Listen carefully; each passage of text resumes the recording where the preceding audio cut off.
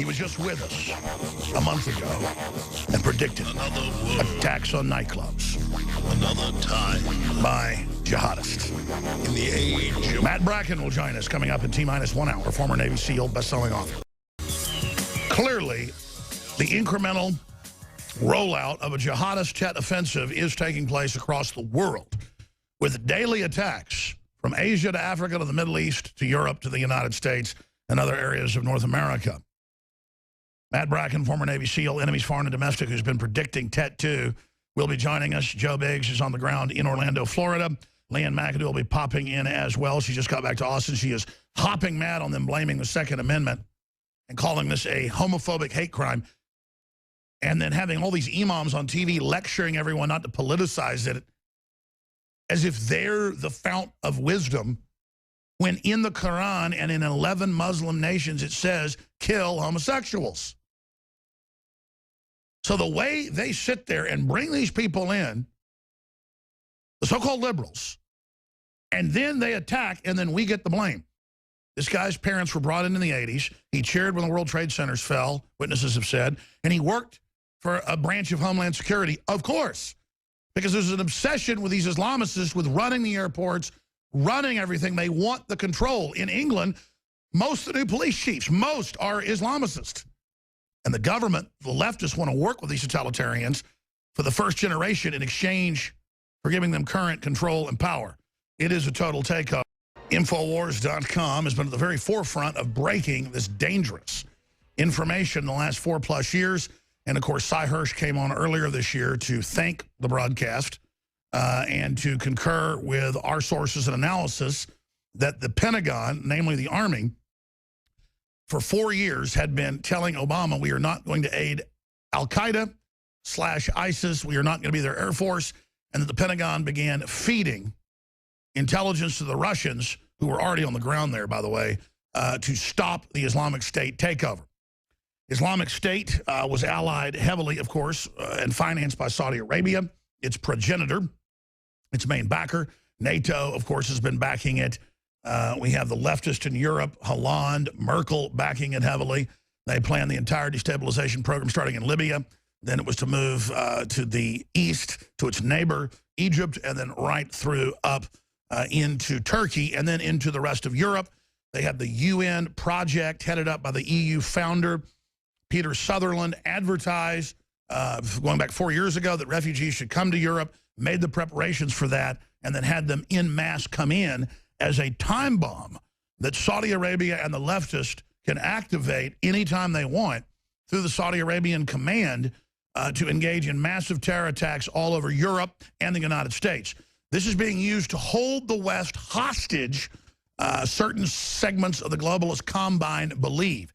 It is an insane, over-the-top, bold move, especially when you know that it was at least a 5 to 6 year old plan, and that when the Pentagon broke with the plan, when they discovered it and stopped playing along with it, they still went ahead with the program to fill Europe and the United States with the jihad forces masked as refugees, 80% military-age men. So they're putting their sleeper cells in place right now. Talking to top terrorism experts on and off air, we're going to see terror attacks increase at an exponential rate. And so that's what's been happening. They've been doubling every year worldwide for the last 5 years since this electronic jihad began and then kicked off the Arab Spring, run by Google, the White House, NATO, the globalist. I mean, this is a real move. Now, you can talk all day about, well, the West is helping stir this up and, you know, the globalist stages events. Yes, I'm an expert on that. I've made many films. I've written books on it. I've immersed myself in it. I was the first to say 9/11 was a false flag inside job, with our government working with radical Islam to bring in this new class of civilizations. Criminal elements of our government, bare minimum, stood down. So that is a false flag. I put a video out yesterday to bait the media saying, Orlando's a false flag. I said, Orlando's a false flag. Then I said, but before that gets quoted improperly, radical Islam's real. This is a real attack.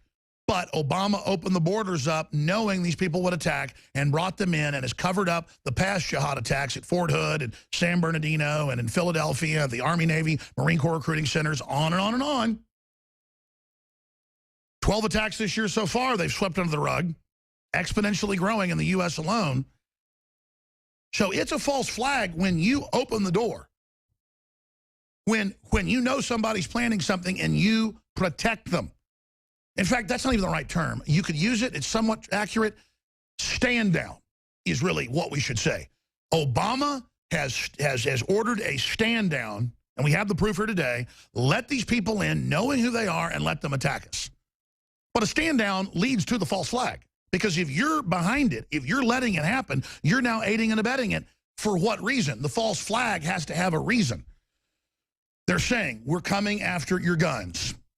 Hillary, Obama, Bernie Sanders, they want to ban all semi-auto firearms.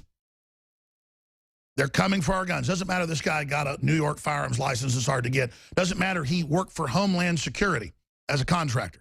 Doesn't matter that he ran around in NYPD outfits.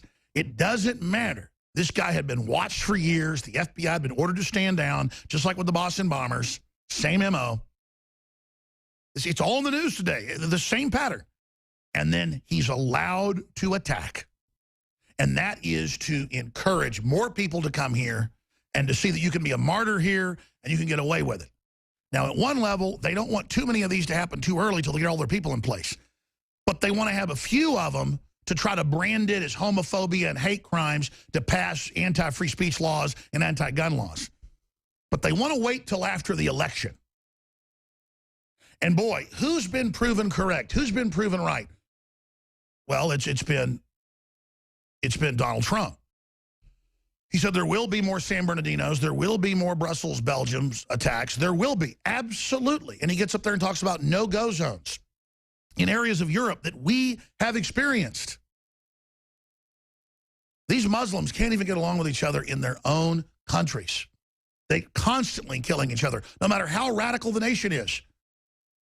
Saudi Arabia has to export these people to our countries because they'll attack there, even though the government kills gays, executes them.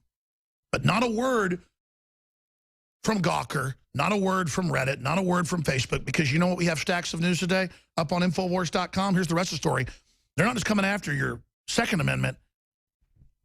Some Facebooks with 500,000 supporters, with famous authors, that pointed out that this is Islamic terror, which is admitted, are having their accounts terminated, not just suspended. Others are having them suspended. Now, you think about that. That's what Germany's now doing as well. We have now gotten that bad, and I've got the articles right here when we come back, that if you come out on your Facebook and say, this is wrong, this is Islamic terror, they're suspending accounts. Reddit is banning users, deletes comments that say Orlando terrorist was a Muslim. Ladies and gentlemen, think about that. They don't want you to know. They want to project it onto you and your family and onto me and my family and say our Second Amendment and our open, free culture caused this to happen.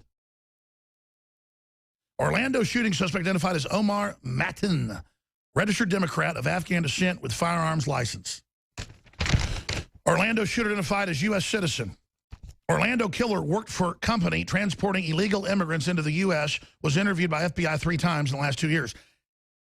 He's got family members out that end up run groups against Trump who actually are organizing, bringing the refugees here and getting the $17,000+ a year of welfare each person gets. See, they organize it. Look at this. Brother-in-law of nightclub killer hates Trump, works with refugees. And it turns out that the other brother was an activist in this and ran security for it. You literally have ISIS supporting, ISIS pledged, ISIS took responsibility within 2 hours. The media for 8 or 9 hours wouldn't say it here. There was still articles last night in the news saying it was a hate crime against gay people. It was a jihad attack. Because WorldNet Daily broke this, and we actually were just talking to Joseph Farah about getting the whistleblower on from DHS. I'm talking minutes ago. And this got no attention. This is incredible. Hillary's State Department blocked investigation into Orlando killer's mosque. Just like the Justice Department blocked an investigation into the San Bernardino mosque and the particular husband and wife team that were going to Saudi Arabia and Pakistan, just like this latest shooter did. Isn't that incredible? Hillary Clinton's State Department shut down an investigation of the mosque Orlando killer Omar Mateen attended because it unfairly singled out Muslims. And this is the mosque. We have the clip. We played it yesterday where the imam goes on the news and says, out of compassion, we must kill homosexuals. It is the law. We must kill them. In fact, let's just play this guy. He has the slimiest voice. This is in English. And he's like perching like a buzzard or a carrion crow. Here it is. Death is the sentence. I mean, look, there's nothing to be embarrassed about this. That death is the sentence. We have to have that compassion for people. With homosexuality, the same. Out of compassion, let's get rid of him now. Let's get rid of him. I mean, he's like a cartoon character out of Pink Panther or something. So we have to get rid of him. We have to kill them out of compassion. Yeah. The slimy, wimpy guy. I mean, why are these guys so freaking wimpy? But they're just so evil. But let me tell you who's really evil is the controlled, filthy left, blaming patriots and veterans and gun owners and true constitutional classical liberals, Thomas Jefferson types like myself. And I'm not comparing myself to Thomas Jefferson. I'm saying I like his views. A classical liberal. Yes, I can sign on to that. George Washington was a classical conservative. I mean, I follow kind of a mix of their two views. I really resonate with both of them. Jefferson sometimes probably went too far when it came to freedom. He was a supporter of the French Revolution early on until they even tried to kill him. And then had to admit later that Washington had been right. But I digress here. Guns. In areas that have guns, you have lower crime. And you've got these domesticated liberals and gays and people that just think part of being gay or part of being liberal, as MSNBC told them, is you're disarmed.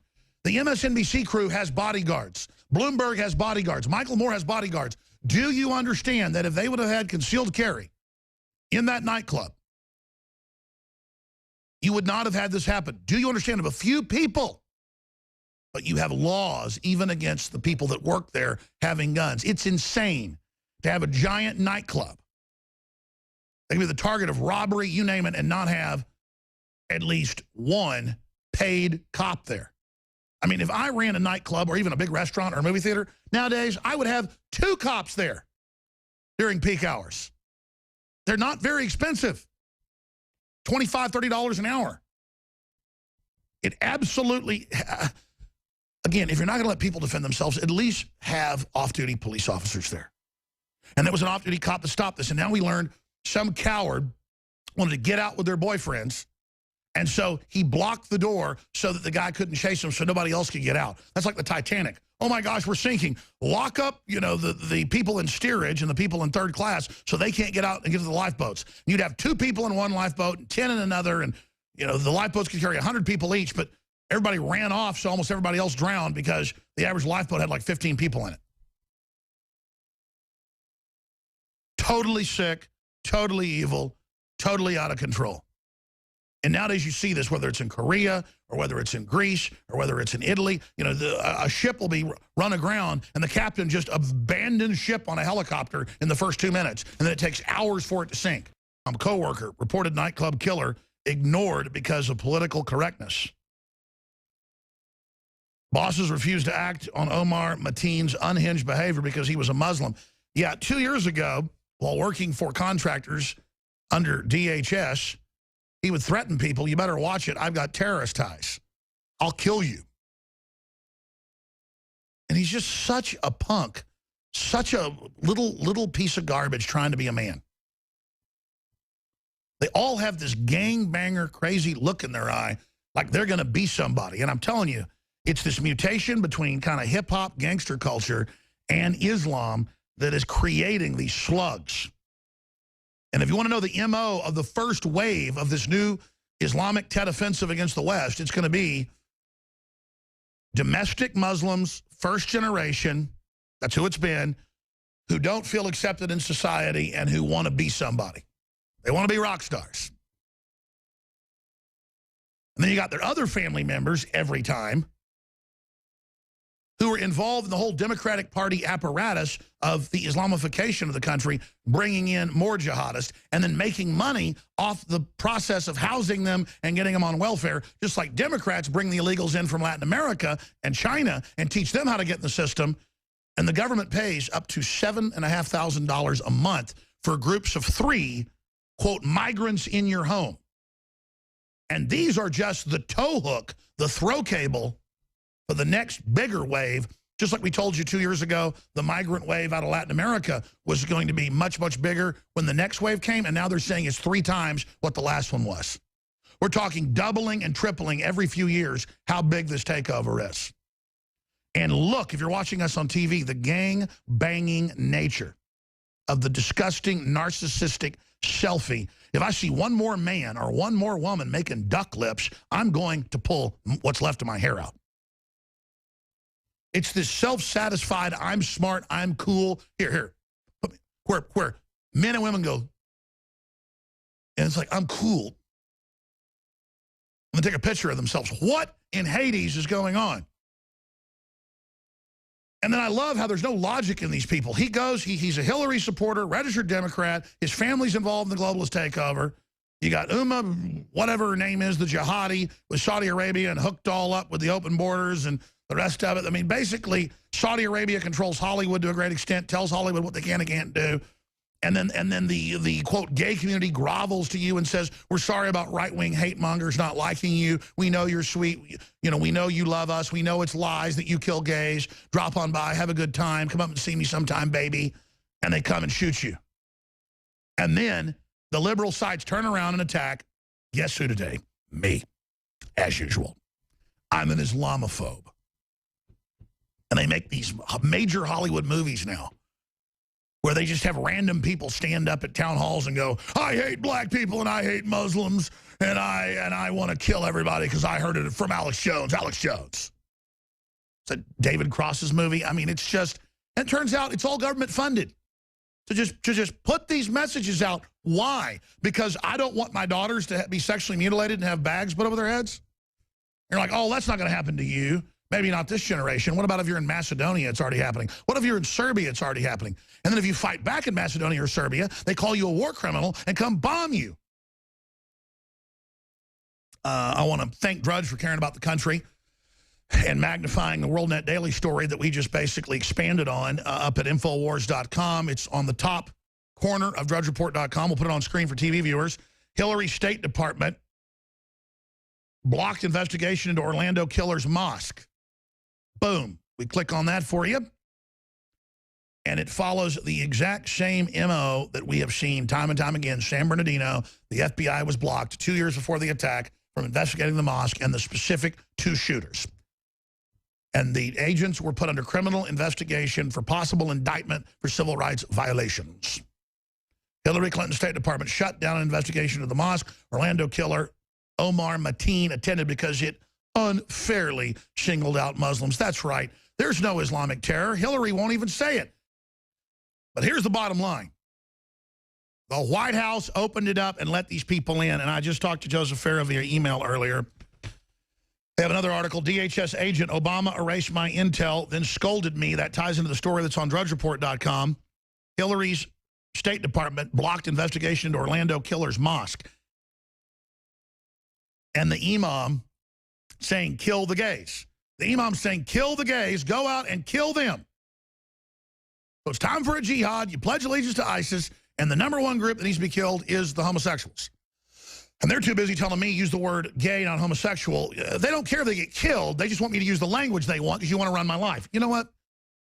If you want to sit there and not have guns and get killed for your sexual preference, that's your problem. You want to sit there and point your finger at your fellow Americans and obsess and say we hate you when we don't hate you and follow what Hillary Clinton has to say, that's your problem. I'm done. I'm done. And I'm not going to sit here where everywhere I go around Austin, there are women in burqas and not raise the alarm. So here to try to break this down, he'll be with us 30 minutes the next hour, but he's going to be here as a pundit, a guest. We're going to go back and forth, play a lot of clips, also take some of your calls, is Matt Bracken of enemiesforeignanddomestic.com, who basically was here with us just a few months ago saying, a month and a half ago, this is imminent, this is coming down, this is happening. He's an author, former Navy SEAL. Comes highly recommended from Stuart Rose and a lot of other great patriots, and some folks I know at the Pentagon that say, this guy's dead on, have him on. Because they're going to tell you classified stuff. They just go, here, this guy knows exactly what's going on, talk to him. Or, hey, is this accurate, these 6 cities I was told about? Talking to a Delta Force person, and they go, well, yeah. And they believe that the attacks are not coordinated, but it's like fire ants that go up your leg. They release a pheromone, and then simultaneously they all start stinging once that one leader gives out the pheromone. So as these attacks happen, they're probing, they're seeing the resolve, they're testing, and the fact that they just keep bringing more refugees in as these attacks happen is emboldening it. So we're going to talk to Matt Bracken. Joe Biggs is on the ground. He'll be co-hosting with us coming up at the start of the next hour as well. Leanne McAdoo is hopping mad. She wants to come in the studio, one of our reporters. It's all over the news, folks. Here in this audience, we know what happened. It's totally clear. More Islamic attack, part of a larger jihad. The Tet 2 that was predicted by our guests just a month ago here on air. In fact, look up Bracken's last visit. I want to give the actual, I think it was a month ago. But in mainstream media, it is, oh my gosh, homophobia. Oh, this is just like conservatives, the attack on poor gays. We need hate crime laws to restrict free speech. We need to ban semi-autos and 50 cals. Rainbow flags everywhere. Nothing about this guy's imam saying go out and kill gays. Nothing about his brother-in-law being a major runner with DHS of these people in. I mean, this is infiltration. There it is, April 27th, 2016. Navy SEAL, massive collapse inevitable. Yeah, that was the first interview. It's the second interview. It was about a week later, and it was the headline was on sleeper cells and Tet 2. The point is you can read his articles from years ago. And you can go see, just 2 weeks ago, Special Forces, top Special Forces soldier says ISIS cells now in the U.S., attacks imminent. That was 2 weeks ago. Tim Kennedy, right here, sitting right here. So this is all going on right now. We've got Army veteran Joe Biggs. They're on the ground right now. He'll be joining us. But this is just the incredible nature of what we face. Orlando killer worked for company transporting illegal immigrants inside the U.S., was interviewed by FBI 3 times. The president has ordered, outside of law, these private groups to be set up to bring in Chinese, Mexicans, Eastern Europeans, Muslims, Arabs. It's massive. Brother-in-law of nightclub killer hates Trump, works with refugees. Trump better talk about this in his speech today. And I've been talking to Stone. We're trying to get all this to Trump. U.S. probing whether anyone helped gunman in Orlando. Oh, think so? Go to his mosque. Reuters. Imam speaking in Orlando says gays must be killed out of compassion. Omar Mateen, terrorist, was 29-year-old Islamic radical. Orlando killer worked for company transporting. Again, this is what's going on. And ISIS claimed responsibility within hours, and I couldn't find it for 7-8 hours, them even admitting it yesterday. Or even saying he was a Muslim. He pledged allegiance in the 911 call to ISIS. He said, I did this for ISIS. And he was cold and calm, stalling the negotiators outside while he shot more people. I'm going to tell you this. If I'm being held hostage or anybody else, I want the police to storm immediately. I don't want you to sit there on the phone thinking he's going to stop while he's capping people, taking his time. Storm him, kill him. Just like they did with the tower shooter. And yeah, folks, I've had somebody in Dallas repeatedly, twice, pull guns on me. I took the guns away from them. I'm not claiming I'm the toughest guy in the world, but we need the police default to storm. Now, I'm not a former guy trained in anti-terrorism like our next guest, but that's what needs to be done. When they do storm it quicker, there's a lot less deaths. That's what the Russians do. But now, going to our guest, I appreciate you coming on, sir. Good to have you with us. Of course, the website for folks that want to visit it is enemiesforeignanddomestic.com. I'm going to skip this one break because we got to make some sacrifices around here to be able to cover all this. This is so insane. I want to get into what happened, the details, your prediction, unfortunately, coming true, your next predictions.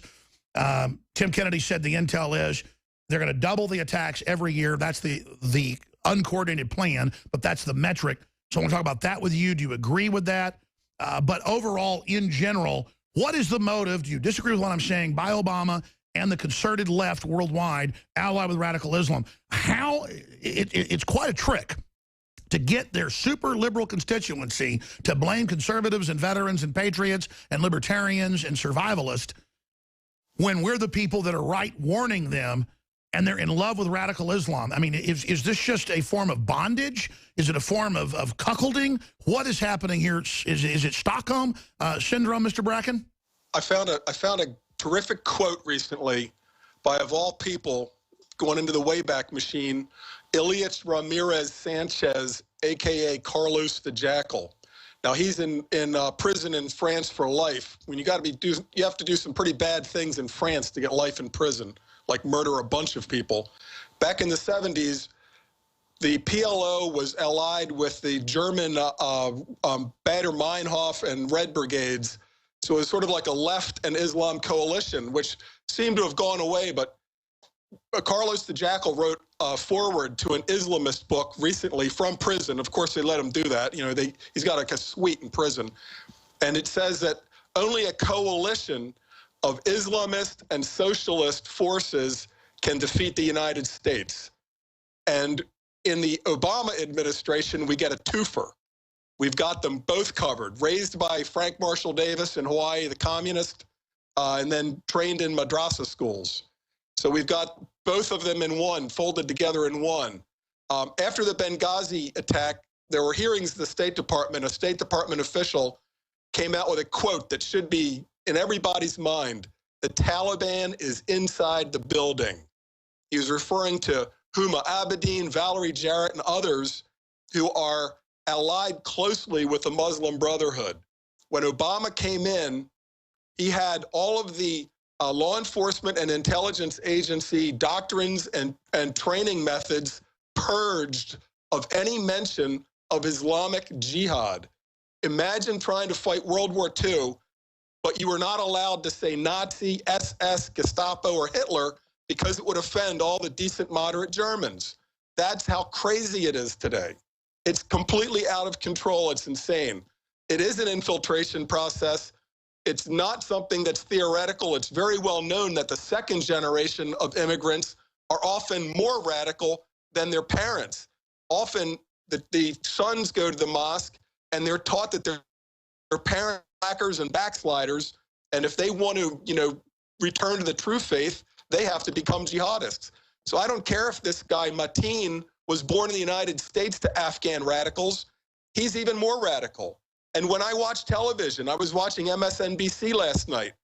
They were interviewing the imam from the guy's Fort Pierce Mosque, and the MSNBC interviewer was looking at him like he was looking at, Reverend Jones or Father Flannery or, Rabbi Schwartz. Like, oh, really? When the guy's saying, oh, it's a sin to lie, that's a lie. In Islam, it's not a sin to lie to an infidel. Anything that you do to help the spread of Islam is good, halal. Anything you do against Islam is forbidden, haram. Truth and lie has nothing to do with it. So these people can look right in our face and say, I am a moderate Muslim. I am against Sharia. Well, you don't know if that's true or not. But if they're wearing the Abe Lincoln chin beard and they've got a Muhammad, skull cap on, and they're wearing traditional garb and their wife's wearing a hijab or a burqa, they believe in Sharia. They believe the whole package. And I'd like to say a lot more about that, but I really want to go to this attack in Orlando because a lot of things don't add up and don't make sense to me. There are some things that I'm waiting for these brainiacs on the mainstream media to ask a few questions. They're starting to ask, why did it take 3 hours when after Columbine, the policy became to the first responders just go in and disrupt it. So I'm right when I say, storm immediately. Absolutely. There's a hero, an American hero. There should be statues of this guy. And I'm ashamed because I forgot to write down the notes. I believe his name was something like Luke Woodley, but this was in Oregon, like in the 80s or early 90s. A nut came into his high school, a student with a semi-automatic 22, with an extended clip on a Ruger 1022. And he started shooting up the cafeteria. And the hero, I believe his name is Luke, and I hope I'm not naming the wrong guy, but the hero charged the guy when he was reloading, when he was switching mags, and he took bullets. He was going to go to college like on a wrestling scholarship. It wrecked his life, but he saved many lives. And that's what you have to do, whether you're in church or a nightclub. Personally, I don't go to killing zones like that. No exit nightclubs. It could be a fire like the Whitesnake concert or a stampede like the Who concert. Great White. Great White. I just don't like going to these places where you're basically at the mercy of a herd instinct that can get, like a buffalo stampede off a cliff. Personally, I don't like that. Now, even if I'm in church, though, I'm looking around. I do consider myself the sheepdog, even though I've been out of the military for decades and decades. I do consider myself the sheepdog, and I don't expect everybody else to, Well, sure. What do you make of the? And I saw the Attorney General and others congratulating themselves for what they did, and I guess that is the big scandal I haven't talked enough about. 3 hours. And what about the security guard?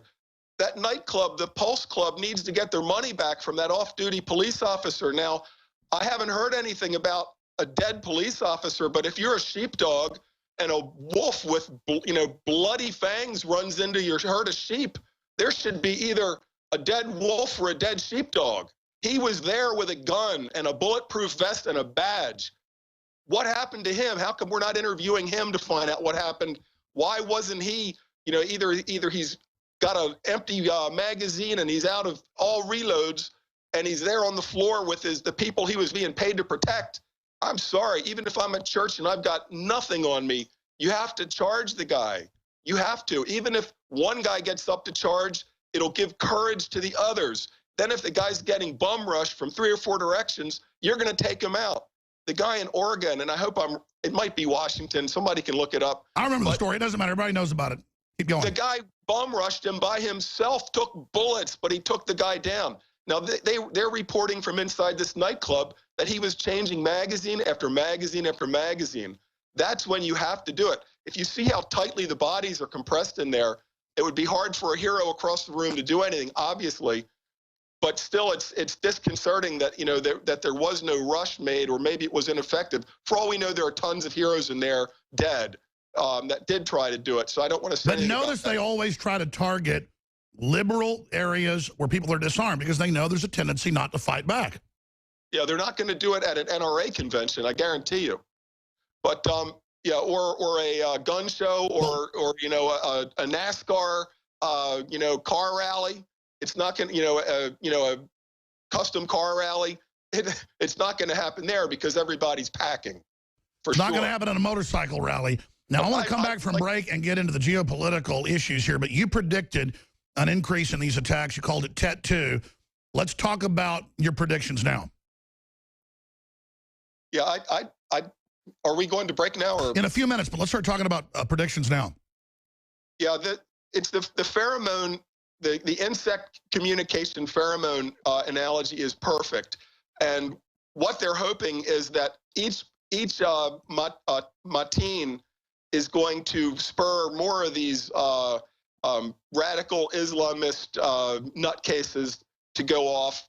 I'm not as sure as you are that there are active cells, like the so-called, card-carrying ISIS members. There doesn't need to be. This is much more like a swarm of jellyfish or stinging insects that are communicating by the chemical pheromone. So as success breeds success in their ideology. So I would expect to see more of these because it works. And also, as far as the guns go, it's important to keep in mind this is not the worst mass murder at a nightclub. It's the worst mass shooting at a nightclub. The worst mass murder happened in the Bronx in 1990 when a guy got thrown out of the Happy Land Social Club nightclub, an unlicensed nightclub, so it didn't have like good fire escapes, things like that. He came back with a little, like a 2-gallon jug of gasoline, spread it around the front entrance, lit it up, and 87 people were burned to death. Now, if Martini's a security guard, so he's thinking guns, but if he just smashed into the front, with a barrel of gasoline on the front of a truck, he would have killed all 300 people inside. No Absolutely, and that's something the globalists should know. If they think they're just going to take our guns and then have some war against the American people and win, all the real fighters in this country know that a car or gasoline or just all these other weapons are more powerful, going up against large groups of people than firearms. So, Hillary and all these people need to understand that. If Hillary Clinton wants to start a second civil war, all she needs to do is move to take away our Second Amendment rights. Because when they come to take away your Second Amendment rights, that's when you use them. There's a great quote by Solzhenitsyn about how they burned when they were in the Gulag camps later, because they just let these KGB or MVD, whatever they were called at the time, GRU, they just let them come up into their high-rise apartments, grab people out of an apartment, haul them off. And they didn't attack their paddy wagon, their Black Maria paddy wagons. They didn't attack the KGB guys in the stairwells with axes if they had to. There are not enough federal law enforcement agents to even make a dent. Any federal law enforcement agents, as I like to say, the boys and girls down in the fusion centers who are watching me right now, you have got to make a decision, because if you go with team tyranny and you in any way go out for gun confiscation against American citizens, you are a domestic enemy of the Constitution, and we will shoot you right back. It's so profound that the exact same plan in Europe and here in the U.S. is being carried out, where our governments and the socialist left, backed by all these big trillion-dollar companies, are getting rid of the borders, advertising to bring in the most radical Muslims you can, allowing them to attack, and then declaring civil emergency in Europe and arresting people by the thousands that even try to march or criticize what's happening or hand out flyers. I've had reporters in Germany for a week and a half. They're still there. They're at migrant camps right now, following those reports. And the German police and everybody just run over. The security guards threaten them when they just try to videotape the refugee center. There's an arrogance at the train station, by the Muslims, everybody. They're just used to everybody bowing down. How they got Europeans to be so cowardly and pathetic is I guess they arrest you. They arrested Marie Le Pen for saying France faces the biggest threat to its survival since the Nazi invasion. And of course, it was the Vichy French, for those that don't know the history of it. Most of the general staff had been paid off by the Nazis. They didn't like the government they already had. And the French stood down. And the British Expeditionary Force had to basically get pushed to the sea at Dunkirk. And they had a secret treaty with the British, the Nazis did. That's why they stopped the bombing of a lot of the ships as they tried to get away. But that's all lost in the fog of history. Obviously, the British then broke that treaty, as the Germans had pretty much broken it. And the Deputy Fuhrer, Rudolf Hess, flew into England and parachuted in with the treaty and the rest of them. They locked him up in the tower. But I'm digressing. The Vichy French, for me, are the biggest example of globalism. Because people think so much of warfare is armies lining up and countries battling each other, but so much of it is infiltrating the other governments and paying people off. Like most of the Iraqi government and military was paid off pre-1991 during Desert Shield, because the CIA had put Saddam and a lot of those guys in power, so they had infiltrators all over the place. And they were telling people, hey, there's $20 million in your Swiss bank account, General. All you got to do is, once that night happens, is get out of there and get to this point. We'll have a helicopter land and get you. And they did do that. You're going to be retiring in Switzerland. And the general will be like, but what do I do? My family. Have your kids there. Have your wife there. Just don't bring too much stuff. Well, that's the same thing went on with France. That's what globalism is. They come in, they take over your government. They come in, they take over your institutions. And then it's a soft coup. They're there. And then they open the borders up and start bringing in all these jihadis. I just don't see why, if the globalists already had control of the U.S. and Europe, why they would do something this insane. And it's because they literally hate the West. Obama and Hollande and all these people really want to see it gone. And you want to do that, you bring in 10% of the population Muslim, it's over. It is game over. Your society will be wrecked and dysfunctional forever. Don't take stories and news articles and information for granted. Don't take the news up on drudgereport.com for granted, where he's breaking the electronic Berlin Wall. They don't want you to know Hillary ordered the stand down when she was still at the State Department on an investigation of this mosque, or that Obama ordered one 2 years ago and had a criminal investigation of FBI agents in San Bernardino. That's in this article, with the proof, with the whistleblowers. Okay? And WorldNet Daily broke this yesterday. It didn't get any attention. We expanded the article, Drudge linked to it. The point is that this is a serious battle. Now, I want to go to our guest. Again, the website is enemiesforeignanddomestic.com. Matt Bracken, former Navy SEAL, author, who has really predicted this Tet 2 Islamic rollout. So I want to go through some questions for you and then go through some of these clips and talk about the cowardice of some folks. We have a clip of a guy who went on the news and talked about how he survived, how he blocked the door so other people couldn't get out, so the shooter couldn't get him. And I mean, this really is a liberal for you. I mean, I've got to tell you, they are some nasty people on average. They have major studies out that they're 6 times more likely. This is government studies in England and Canada to not give money, to claim they give to charity. They are 6 times more likely to steal. They are many times more likely not to render aid because they're not real liberals, folks. They are fake, monstrous people. But I'm digressing. Matt Bracken, going back to the $64 trillion question, the sensationalism of the fact that Obama addresses Islamicists in Cairo in his first major speech. They said it was better than their top imams. Goes to the madrasas. His father, I believe, was Frank Marshall Davis, a communist, and he admittedly stayed at Summers with him, so his grandpa's best friend, the communist pornographer. He seems to, hate the West. I mean, who is this guy? What is the end game? This weird alliance between the left and Islam. Where is it going? What do you expect to happen? What do you think of my parallel to the Vichy French?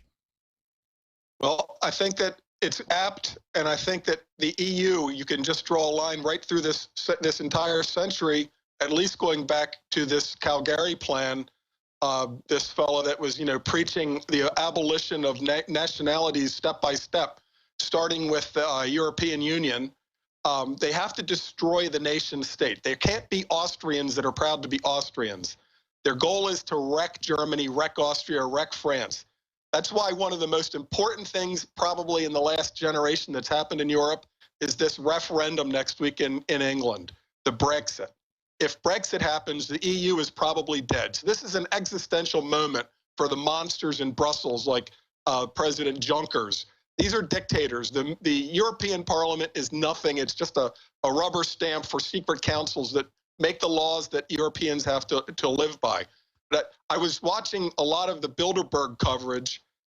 Your affiliated reporter, Paul Joseph Watson, is amazing. Anybody should go back and watch any of his YouTube videos. He's brilliant. He was on the scene there. Now I'm going to tie Bilderberg to what we're talking about in Orlando directly. General Petraeus is one of the sellouts, the lackeys, the stooges that was invited to come over and lick the hands of the super elites at Bilderberg. Now he's joining up forces with other gun controllers. There he is. He's joining up with the other gun controllers to disarm us. This traitor, General Petraeus, this traitor, this enemy of the Constitution, General Petraeus, I want to say something to you and people like you. You took an oath to defend the Constitution against all enemies, foreign and domestic. First Amendment, Second Amendment, all of the amendments. And you are working for the Saudis now, indirectly, through this global hedge fund, KKR, where you're making millions of dollars on commissions, and you're getting paid for doing work like your Washington Post article about why we shouldn't insult Islam because it makes them upset and they might attack us. He's preaching surrender to Sharia law because he's making millions of dollars. In what universe is that not treason?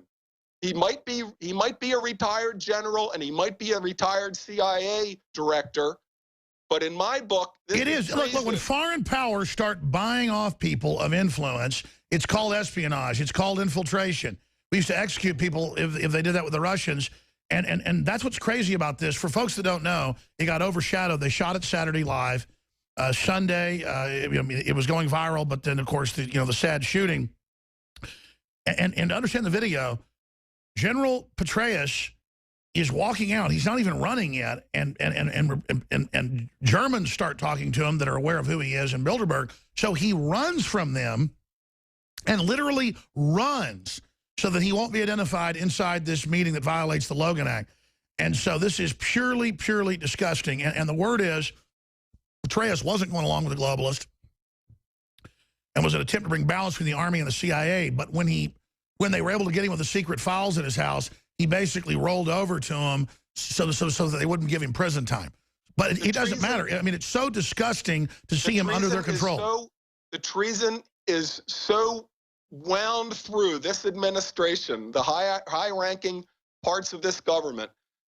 You know about Philip Haney. He has a book out called See Something, Say Nothing. There's another book, very important, by a former subject matter expert on Islamic Jihad named Stephen Coughlin, called Catastrophic Failure, Blindfolding America in the Face of Jihad. He was the go-to man on Islamic Jihad until the Obama administration. He had a brief which was named by the people that heard it the Red Pill Brief, a reference to the Matrix, because when people listened to Stephen Coughlin's briefs, then they understood it. When the Fort Hood shooting happened, people said to Stephen Coughlin, did you speak to this guy? Did you collaborate? Because in his briefs that he was giving, Major Hassan, the Fort Hood shooter, he was using the same slides you were using. And Stephen Coughlin's reply was, no, these are the key surahs from the Quran. So if he was using them, I was using them because I understand how they think. This is what they're thinking. Well, he was thrown out of being a lecturer to the CIA, the Pentagon, the Joint Chiefs, and Obama had the entire American law enforcement and intelligence agencies purged of any mentions of Islamic Jihad. It's incredible. So I want to play the clip since you mentioned it. The video's up on InfoWars.com. This is Rob Dew chasing Petraeus, and this cuts in during the chase. First, they go up and talk to him, and he literally cuts and runs. Here is the former head of the CIA running from reporters in Dresden. One quick question, General Petraeus. You had to resign as a result of an email scandal, yet Hillary Clinton is still running for president, even though she's got this massive email scandal and people hacking her. Do you think she should resign from the Democratic Party? Just one quick question, sir. That's from the middle. Here's where he comes out. Germans come over and start talking to him. We now are aware of what's really going on, general public, and then boom, he hightails it. Hey, sir. We're going to go ahead and keep rolling this. I'm sorry, go ahead. Is your audio cutting out there, Mr. Bracken? Sorry, go ahead. I hope that the video that sticks to him like stink on rice is the video of that sniveling coward traitor running away. He is a man that took an oath to defend our Constitution, and he's lining his pockets with millions of dollars of bribes from Saudi Arabia, laundered through a global hedge fund. Doesn't have any background in finance. It's supposed to be his Rolodex, his connections. Sure. I understand that. So breaking this down, he's just emblematic. He's emblematic of this. What do we do? Where does this go? What is the Saudi endgame? Yes, they bought off our government to a great extent. The reason I'm hammering on Petraeus so much is we need to identify traitors, call them out, and hang traitor around their neck. Running away at Bilderberg is brilliant, and thank you, InfoWars, for getting that. Other tidbits you haven't added that you think are important to impart, and I want to ask you about his brother-in-law that's a major player with Obama, bringing in, quote, refugees, is an anti-Trump guy, and all the rest of it. I mean, this is really getting crazy. And this judge is part of La Raza and part of a boycott of Trump. And he comes out and says, you should recuse yourself. And they spin that saying Trump's being racist. I mean, this is just crazy. This is a war for our minds. This is the AJ show. This is a war for your mind. I don't want to come off like I'm only here to attack General Petraeus, but I think it's very important to point out clear traitors that took an oath and defy it. But I also want to throw some support to people that deserve it. We all know about like Pam Geller getting taken off of Facebook, but I mean, I think she can afford security, or at least more than the guy I'm about to talk about. There's an American up in Virginia with a counter-jihad website. He's another author. He's an old guy. He's even older than me, real old, named Ed Klein with a C. And he's on the ISIS kill list, all right? The FBI visited him and said, hey, buddy, you're on the ISIS kill list. He told his landlord, and his landlord's evicting him.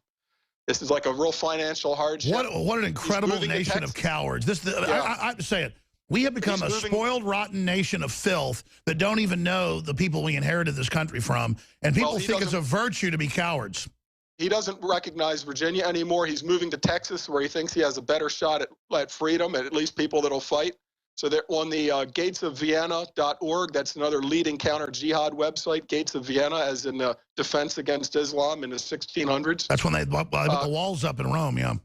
Yeah, there's a GoFundMe site on Gates of Vienna for Ed Klein. He's trying to get money together in a hurry because he's being evicted because he's on the ISIS kill list. Can you imagine? So if people go to Gates of Vienna, they can maybe chuck a... Yeah, we should get Mr. Klein on. I mean, look, the crazy thing is how the radical Islamicists, which is Islam, have gotten the media and everybody to totally come in against American freedom. And America isn't perfect, but its ideas are the greatest we've ever seen. And there are so many people that simply hate basic liberty and basic freedom, and they've organized a clash of civilizations. I realize a lot of bad things have been done to folks in the Middle East. It's been done to actually help Saudi Arabia take out its enemies like Iraq, Syria, and others. And our government has been bought off by the bad guys. I mean, hell, a lot of movies don't get produced or don't get released because they got to get approved now at the big movie houses, at the big production companies by the communist Chinese. They're censoring more than the Muslims. I mean, this is really crazy how we have no political immune system. Now, I want to start going to some phone calls. This is a short segment, long segment coming up with our guests, and Joe Biggs is going to be popping in as well for the balance of the hour. But we'll all ride shotgun together for a while. But we've got Mr. Bracken, the former Navy SEAL, here with us as well, and we're going over a lot of other news. But I want to start going to some of your phone calls. But I think what he was getting at is really important. People are getting kicked out of their homes if they're on the ISIS hit list. That's thousands and thousands of people. Tim Kennedy's on the list. People are losing their jobs. The cowards go, oh my gosh, I need to remove support from you and grovel to Islam. Islam went and hit the people. This guy was a Democrat, the shooter. This guy, but he went and chose the people he knew were weak, where he could kill the most. And I've been told that by the criminologists, the people that study people that follow Orthodox Islam, and they say that they actually respect people that know what they're doing and know they're lying and know their plan, that they're actually kind of bullied by their own cult. It's the people that grovel to them that they want to kill the most. Have you found that, Mr. Bracken? We've lost his audio. Hold on. Go ahead and start over. Go ahead, sir. Yeah, there's an old saying that the Muslims, the Islamists, however you want to put it, depending on the era of political correctness, that they're either at your feet or at your throat. They do respect strength. Islam has advanced for 1,400 years. It's often defeated cultures that were smarter, that were braver, that were more technologically advanced, but they learn how to defeat the weak points, how to break a society, how to use political correctness, whatever era, how to divide and conquer. Deception and long game. And bribery. They'll use bribery. They'll bribe the mayor of the city to open the gates with that. Just as you said in the Iraqi context, there'll be a helicopter waiting and a suitcase full of $100 bills. That's been an Islamic technique forever. So when I see these bureaucrats like Merkel, who knows what they've been promised? And secular atheists who believe in nothing will have no problem repeating the Shahada, the little ditty about Muhammad, the only messenger. What's the difference? If you don't believe in God, it's just sort of like saying, voodoo, boogie, boogoo, and I get to live and be rich? Fine. Now, your kids don't know that dad was just a sellout traitor, like some generals. Your kids won't know that because they'll be raised in a madrasa school. They'll be brainwashed, rocking, reciting the Quran. But the traitors, they know it, but they'll do it for the money. And this is an MO that goes back 1,400 years. Well, I tried to stop the clash of civilization in my own little way, and now it's on. Now it's on. The globalists are flooding us with this. They've got a plan. They mean for us to capitulate, run up white flags when we're having 5, 10, 15 attacks a week. Let me ask you this question. We're going to break and going right to calls. At its metric level, doubling each year roughly, how bad will it get with the numbers we're talking about? An attack every day, an attack every week? An attack? No, I don't look at this in a arithmetic type of escalation. I think it's going to go algorithmic because eventually they're going to find some of our weaker spots where massive leverage will happen. For example, that Metcalf grid attack. You do 20 Metcalf station attacks and take our grid down, it's game over. Matt Bracken, of course, this is something you've talked a lot about. They're really pushing to make us as much hand to mouth as they can. This is absolutely true what he said. It happened after World War I, which, of course, for Russia was 1917 when Lenin came back. They also did that with guns turning in. After World War II, many Russian soldiers, Ivans, came home. There was weapons all over the place. And they used starvation as a tool for leverage. You know, to get into the camp where you'll be saved from starvation, you have to turn in your weapons. When people often say, Matt, how do you know the future? You know, like you have a crystal ball or something. And I've thought about this a lot, and I don't have a crystal ball. What I do is I study history, and it's like a great big wheel with treads around the wheel. And so you look at the ground, and you can see the tread patterns that came before. Well, you can easily predict what the tread pattern is going to look like because it's just a wheel coming back down. And we're headed, what he though, said about with the Soviet Union was exactly true. Exactly. Thank you, caller. Great points, Alex in New York. But because of all the high technology, the population density, cultural events, domestication of the population, everything we've been through before, I believe, is going to be amplified, augmented, and be 3 or 4 times, 10 times worse with economic collapse, cultural degeneration, the Islamic mix into the middle of it, just all the basic craziness, the increases of mental illness. I mean, you look at every metric, society is degenerating. Yeah, at a worst case scenario would be my short story called Alas, Brave New Babylon. But I think in the intermediate, you're going to see something similar to my short story called What I Saw at the Coup. Because I do believe that they will try for a gun grab using a pretext of economic collapse, whether or not they're going to help engineer the collapse or just allow the conditions to metastasize with, you know, bringing in people that they know are jihadists or a percentage. I mean, how many does it take? It's like a jar of candy. If you said, look, most of the candy in this jar is perfectly safe. Maybe 1%, maybe 10% is poison. It's going to kill you. But you have to eat it. Otherwise, you're a hater. This is literally the situation we're being It's like put in. saying, hey, you know, there's only 1 bullet in the cylinder, but there's 6, you know, overall cylinders. You've only got a 1 in 6 chances of blowing your head off. You have to try it. You have to play Russian roulette. Well, the thing is, yeah, there's a lot of worse conditions on one side, but believe me, there are patriots that are as patriotic as anybody from Valley Forge till now, and we are armed better than ever. There's never in history been a country with tens of millions of scoped rifles that can hit easily, standing offhand, 400-yard targets, and with a rest, 1,000 yards. There are millions. So something that these traders that think that they can just put millions of dollars from the Saudi government in their pocket, laundered through hedge funds, and they're just going to live in Aspen at the George Soros farm and live peacefully and happily ever after as the Ain't gonna happen. It ain't gonna happen.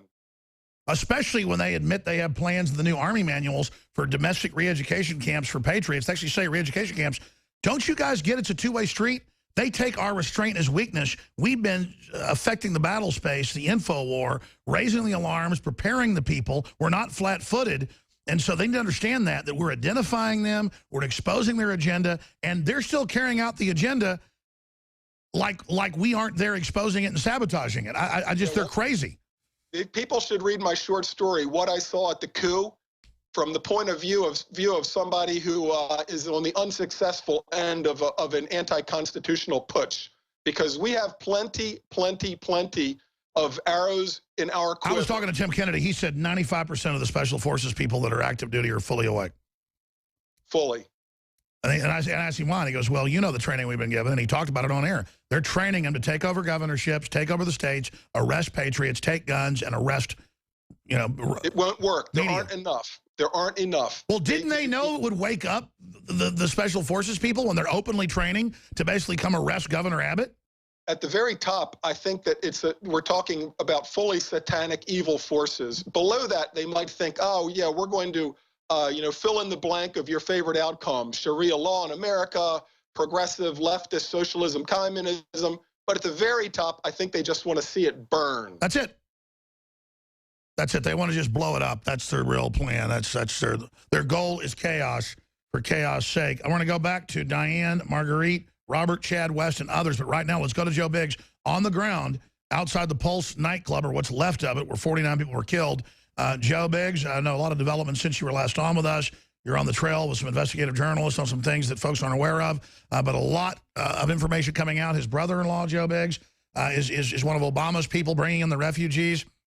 He was working in Homeland Security, and Hillary and Obama ordered the stand down of the FBI in 2 different investigations of this guy. This is incredible. What do you think's going on here, Joe Biggs?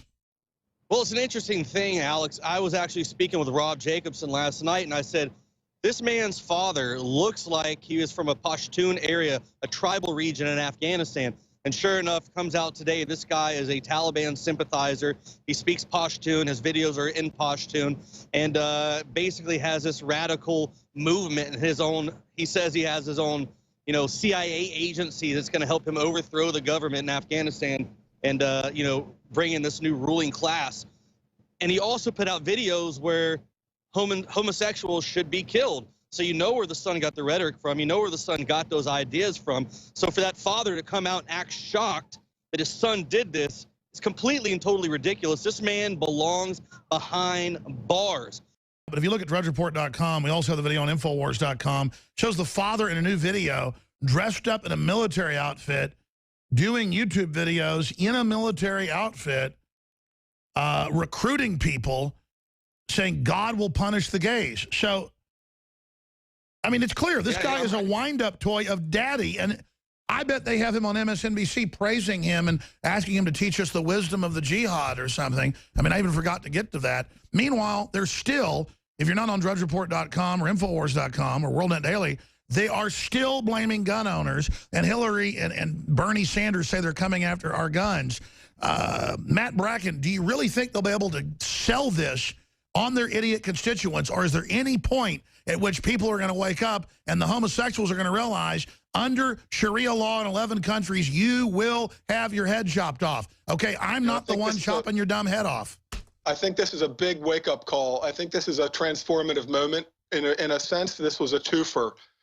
He attacked a gay club on Latino night. So any progressive gay Latinos, however many of them there are in the United States, they ain't voting for Hillary. I can tell you that much. Gun owners just went out and bought another case of 5.56 and 7.62. I can tell you, and a couple more cases of survival food. They can plan this, but like I often say, a plan to ride the tiger is not the same as riding the tiger. And they try to take our guns away. They're going to be trying to ride the tiger, and they're going to get the teeth. Doesn't it let Petraeus and all these people know that when my reporters, anywhere they go in the world, or our listeners now know who they are? We're not just watching Dancing with the Stars. We know who the card deck of criminals and traitors are. It's got to really let them understand they're not invincible. They're not gods. If they try to start a civil war in this country, they're going to be brought to justice. Important. It's very important, and that's why I was so glad to see the video of disgraced, suborned, sold-out, bribed General Petraeus running away. That is going to be the video of his career. And I don't want to just harp on General Petraeus, but all the other sellout generals that are sliding out of the Pentagon over to some quote-unquote global hedge fund, which is money laundering operation for Saudi dirty money to spread jihad and Sharia law through the world, as long as they can get their millions. Sure. Well, InfoWars and other people are going to be there with a camera. Let's expand on this, and we're going to go back to calls and then back to Biggs. His Skype degraded.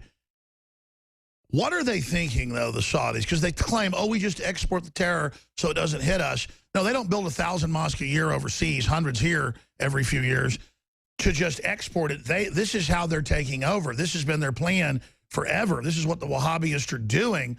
They've been very, very successful.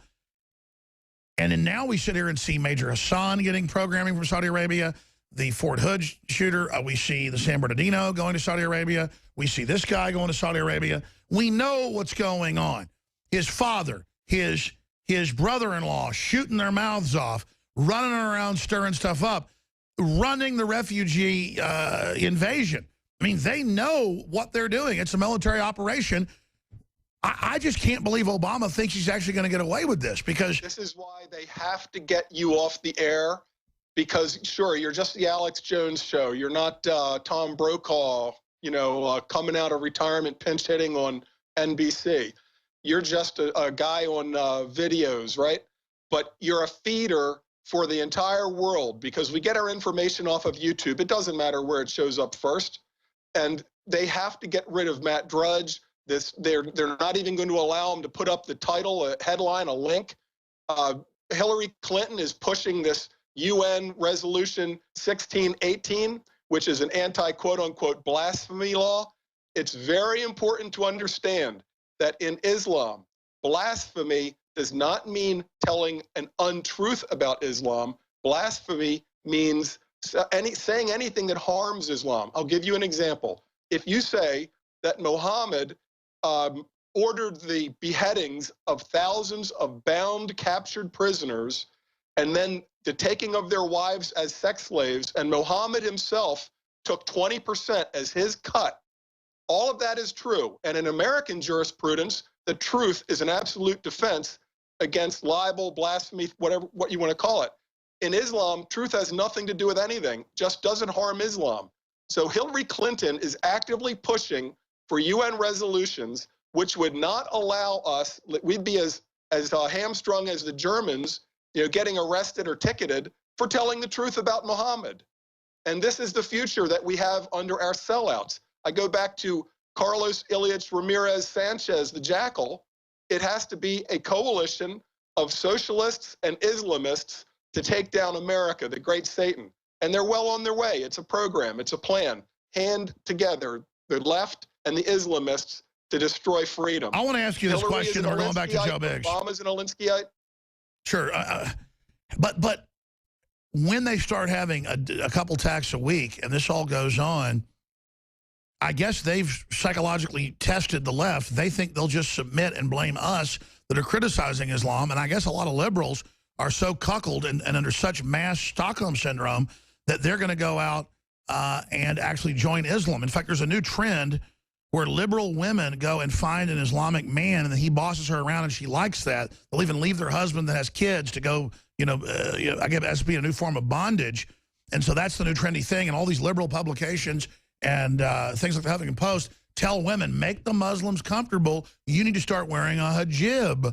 And I'm seeing it more and more. Women think it's really sexy and trendy. So are they so weak and never had daddies, or they hate daddy so much that they don't want to go to somebody that looks like daddy? They want to go to somebody that looks like Habib and will maybe chain him up because it's kind of sexy. I mean, is this kind of like the furthest, the next phase of 50 Shades of Grey is to be an Islamic rape camp, supporting the rape of 5-year-old girls by 100 men until the girl dies? That's a real case. It's an unbelievable level of cognitive dissonance. To imagine being a feminist and saying on the one hand that college campuses, which the few men that are left, I think it's like 40%, are a bunch of rapists, right? But you ignore the fact that women are being sold as sex slaves in Islamic countries today. If you look there, Hillary Clinton put out a Ramadan tweet saying, as we enter Ramadan, and there are pictures of her and Chelsea with Arafat wearing hijabs with big ass-eating grins on their faces, hugging up on Arafat, the terrorist, in a keffiyeh. I wouldn't be surprised a bit if she had already converted. They don't have to tell you, remember Taqiyya. They can announce later. And her girlfriend's a Saudi, her lesbian girlfriend's a Saudi. Yeah, Huma. Yeah, it's a crazy time, but I think that people are waking up. The question is, what will the left do? What will the left Islam coalition running the White House do if they see people waking up and say demanding? For example, I remember they brought in a bunch of illegal aliens about 2 years ago during a big border push, and people out in California went and stopped the bus, crowded around the bus. Did he have help? I mean, come on, folks. His daddy was putting videos out saying, kill the gays. His imam is saying it on TV. The other imam is saying it in town. The truth is, folks, these people are very arrogant about what they're doing. And the bizarreness is we're then being blamed as gun owners and patriots on the news, like, see what your guns did again? See, and literally, Hillary and Obama brought these people in. She's gotten over $100 million the last 6-7 years in her foundation from Gulf state dictators. $100 million. Her alone. She lives like a total queen. She's running around with this gimmick. She's a woman talking about blessed Ramadan. And the feminists just love it. What a group of freaks and evil people. And I've never seen Leanne McAdoo this mad. I guess she was out doing reporting, but wanted to come back to Austin. She was so upset. I was getting texts from like midnight from her. I was sawing logs. And so Leanne McAdoo's here. We're going to go back and say bye to Biggs and let him finish up and then take calls with Bracken here. For me, it's not about money. Money is like ammunition in a gun or fuel in a, in a tank I'm going to run over the enemy with. To me, the fortune I want is liberty and freedom and not being blamed for jihad attacks when we're the ones that warned of it and know how to stop it. But that's, the gays, the hate crime. It's the Islamic attack with his daddy and his imam saying, kill the gays. And Junior's got a Homeland Security contract and his brother-in-law shipping the jihadis in. And they're all a bunch of arrogant bastards on TV. I have clips of imams saying, you do not get political. And we all just sit here and politically correct, roll over like a dog and start, I just had enough. Leanne, you're pretty pissed. I want to go back to Biggs and then our guest here and some calls.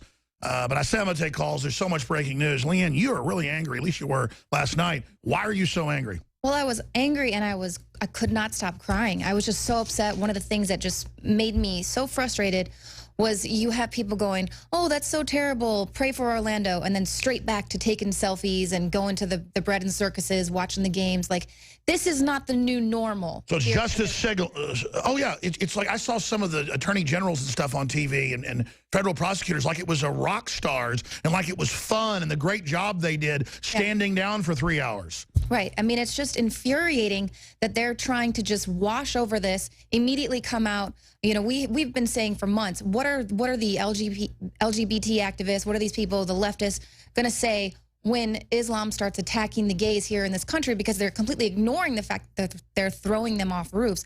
Well, now we see what happens. They blame us. Throw their own group under the bus. Like, thanks a lot, man. Thanks a lot. We tried to stop this, and now you're blaming us, you pieces of crap. Right. They're so... And you're not a piece of crap because you're gay. You're a piece of crap because your head is full of manure, and you're led by a bunch of people that hate your guts. Because you bow at the altar of political correctness and throw your own people who are now literally dying at the hands of this, and you refuse to call it out for what it is. If you bring up 11 Islamic countries kill gays... Right. They go, shut up, homophobe. I'm flagging you on Facebook, piece of crap. Don't you besmirch your religion. Right. Then they badmouth Christianity all day. Exactly. They're just Christian haters. Let's just get down to the brass tacks, okay? And then the liberals are a bunch of mentally ill. They're into bondage.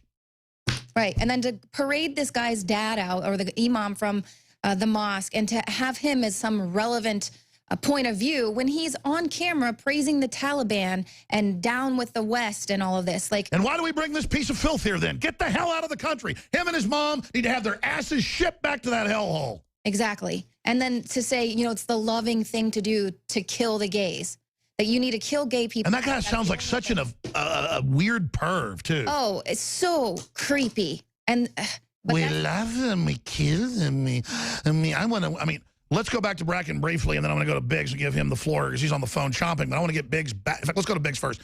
Biggs, finish up with this huge news that there are people saying, and now I see it here in the news, there were all these shooters, multiple people. He had help. This was going on. The government stands down for 3 hours.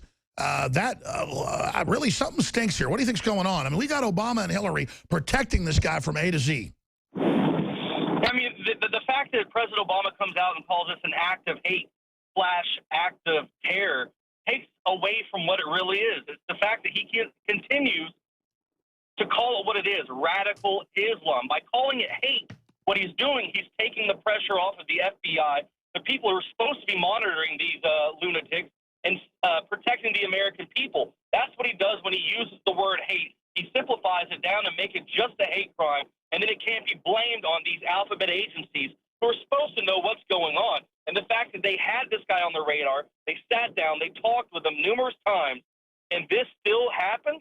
The fact this guy was able to have that kind of clearance to work for a security company that's a branch or a contracting. And then his brother-in-law is shipping the jihadis in. This is an organized plan. That's why Obama can't stop it. We have the information that there's going to be about 7 attacks this month alone. This is Ramadan. Guess what's happening this Friday? A gay pride parade in downtown New Orleans. If you've never been there, that place is ripe for the picking. That is very narrow passageways. That is some spot. That's the spot that could be possibly the next terror attack that they're going to continue to absolutely. And Biggs, I know you want to go there. Be very safe. Biggs is a target of these people. We don't like to make a big deal out of that, but they've put him in their videos and things, actual ISIS. And they're just scum of the earth, funded by Saudi Arabia. And Saudi Arabia needs to know, you know, we're going to bring out the 28 pages. We're going to expose you. We're not going to go away. And you guys are just so arrogant. I don't care how many people bow down to you or if you go to the Bush's ranch. You know, this treason, when we're done with you collaborators, is going to all come out. And listen, folks, I'm not looking for trouble with the New World Order, but they are not going to back off us. They're coming after our guns. They're demonizing Christianity. They're demonizing free speech. They're demonizing the family. They are searching everybody at the airport, but women wearing hijabs. It's like Muslims are God, and I've had enough of it. But Matt Bracken, riding shotgun with us, former Navy SEAL. Again, we don't even have the staff or the crew to go get him 2 months ago and a month ago predicting all of this. We even said nightclubs were the main target. I've said that hundreds of times. It clearly is escalating. This will embolden them. This will get more of these cells to attack. And I guess we're going to have this surreal moment when they just say, we got to take your guns, as Hillary's now saying, and we've got to pass hate laws where nobody can talk bad about a religion because you're stirring up the Muslims. That's the same thing they've already done in Europe. It is outrageous. And I'm here to tell you, folks, we're coming to the time when they're going to send the FBI to my offices or to Matt Drudge's office or to Bracken's office. It's already happening to FBI agents. I was talking to Tim Kennedy. He knows federal officers all over the country that actually have HUMAT in these mosques where they're calling to kill and attack like this one. And when they even file something for an investigation, they get a criminal investigation for civil rights violation. And so one guy got mad and actually went in the mosque, waited till they said it, and said, which I would go to a church. One time they had a synagogue calling for gun bans. I went and spoke in the synagogue, and they got real mad at me, but I was nice and stood up and said, you know, Hitler took the guns. Why are you doing this? You're crazy. And they blew up and kicked me out. The point is that they're charging this guy with a hate crime. So, I mean, I guess we're just going to sit here and let them blow us up and shoot us and then just kiss Obama's butt. What do you think the end game here is, Matt Bracken? Disarmament, because you can't truly turn this country into a slave state until we're disarmed. So they're going to do everything under the auspices of gun safety. I have a video floating around called Democide: Socialism, Tyranny, Guns, and Freedom. The Katian Forest, they disarmed the Polish officers, massacred them, clamped communism over Eastern Europe. To my gay friends, I got a quick comment. I have a great friend named Oleg Volk, like Volkswagen. He has a website called Self-Defense is a Human Right. Go there as your entry portal. I know a lot of people didn't grow up in the gun culture like many of us did. You didn't serve in the military. Your family didn't have any guns. Go to selfdefenseisahumanright.com, and it's your portal. You can go into a gun store. I don't care if you're gay or straight, and you explain that you have absolutely starting at the beginner level, and you will be taken in. They won't care about anything else except the fact that you're an American, you're a human being, and self-defense is a human right. They'll steer you right. They'll start you off, and in a couple weeks, you can even have a concealed permit. And it's People need to be armed. Mike Judge 2 years ago, before he'd even launched Silicon Valley, he invited me out to his big ranch outside Austin, beautiful house up on a hill. He could shoot 360. And he had basically the whole cast, about 20 people of Silicon Valley there. And they were almost all anti-gun. They all knew who I was. They were kind of freaking out. Within 1 hour, I had women, all of them just giggling, laughing, saying, yeah, I'm a good person. Why can't I have an AR-15? Why can't I have it? They were shooting, women were shooting 50 caliber rifles within 2 hours. We're eating barbecue, having a great time. And I sat there with Judge. He goes, yeah, I like to do this with any new cast, any new show I have that can come back out next time. And we've done that some more with other cast of shows. And he wants me to be in a movie and stuff. But the point is that we're just sitting there with barbecue and guns, all safe, shooting off a porch. And there were women with M4s within an hour and a half shooting bullseye at 200 yards. And we drive up, in the trucks to the targets on the stumps. And these are like, really good looking, movie star women. They go, I did it. They were shooting bullseye in an hour and a half. And we had just converted them in an hour. Not to Islam to go, put bags on their heads, but to be real powerful women ready to stand up. And that's what it's all about, isn't it, Bracken? That is. Firearms in the right hands means empowerment. They call it an assault weapon, but if it's in the hands of a good person, it's a defense weapon. When the Department of Homeland Security buys truckloads of M4s, They call them a personal defense weapon. How come it's not an assault weapon? Well, and that's why they don't want women to, I mean, that's why Biden said, don't get an AR-15, women. It'll knock you down, because they know it's so comfortable. It's the perfect firearm for a woman. Yeah, it's hysterical. But it's really about empowerment. And the progressives don't want people empowered. They want them to be slaves. They want them to think that a firearm has some inherently evil component inside of it that turns people into raging maniacs. Maybe it's projection. That's a psychological term. People that don't control their own feelings and emotions, maybe they think that if I had a gun, I might go crazy and shoot my wife. That's exactly. Buzz Bissinger on a show on CNN said, I want to kill Alex Jones. And then he said later in the show, he goes, I'm mentally ill. I want to kill myself. That's why I think we should take guns. I spend all my money on women's clothes. And it was just like, okay, fine. He's flipping out saying he wants to kill me. He can't have a gun because he wants to kill himself. And he wants women's clothes. And I was just like, he's a raving loon. Right, projecting. Yeah, I mean, I've had guns. I've been shooting shotguns since I was 4 years old. Never hurt anybody. So how am I bad? I was shooting birds when I was 5 years old. How am I evil? Well, Think Progress, they wanted you to know that this is the gun that committed the deadliest shooting in U.S. history. What about the civil emergency card? They've already done it in Europe. What if Hillary does get indicted? They're going to activate the George Soros crowds and Black Lives Matter and the jihadis to riot, not the other way around. What do you think? If it looks like Donald Trump is going to win, let's say that there are a few more of these jihadi attacks, maybe at a much higher level, and the polls are going, 70% Trump, and it looks like he's going to sweep like Reagan.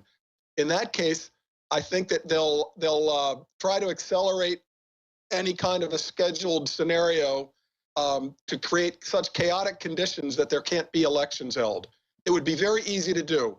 You could, for example, start a rumor that, these evil white NRA racist crackers are planning to shoot poor black folks waiting in the polling line. And then you false flag and do it. Right. Then that will suppress the votes. Therefore, the election can't be held. Or let's say that there is these 20 Metcalf station attacks.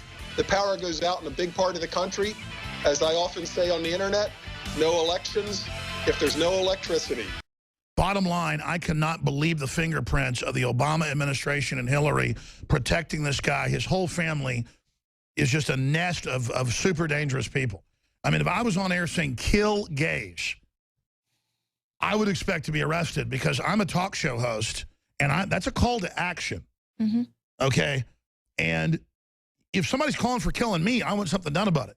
Well, you know what? The left can call for killing Donald Trump, and they've got Facebook pages with 300,000 likes, and they won't arrest the people that are doing it. The New York Times can have a writer call for killing Trump. They can have Glenn Beck keeps calling for it. Now, he did get kicked off XM because of it.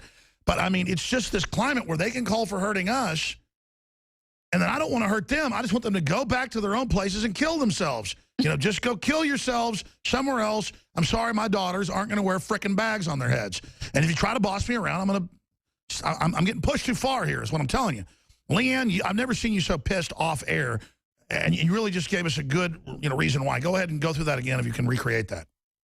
Well, it's just the fact that we just had a massive terror attack here in America, and everyone's like, oh, hashtag pray for Orlando. Oh, okay. Well, we got to get rid of that terrible gun that committed the deadliest. Enough is enough. Look at Think Progress. This is the gun that committed the deadliest shooting. This is the Ford F-150 that committed the running over the crowd. What horse crap? Right. It's not the killer. These people are a frickin' cult of scum. It's not the killer. It's not religious intolerance. It's not radical Islam. Why would Think Progress be allied with radical frickin' Islam? It's this inanimate object. This. I can see Bracken chomping at the bit, and I swore to go to calls. And if Bracken wants to go a little bit longer with us, too, pop it in he can. If he's got to go, I understand. But I at least want him to do 10 more minutes the next hour to give us some of his ideas for solutions. But right now, let's jam in at least 1 or 2 calls before we go to break. James. Let's talk to James, and then we'll go to Mark in Tennessee, and West, Marguerite, and Robert. And then that's it for calls. But, James, go ahead. Hi, Mr. Jones. Good to talk to you. Good to talk to you. Go ahead. I'm a retired 24 years in the United States Army and Marine Corps, retired Special Operations and Military Intelligence. Just a little background for you. I'm calling because of an article I came across regarding a study that was published in the American Journal of Political Science a few years back. Now, this is a study that has been touted by the left for years. This has been their cornerstone of why they're righteous.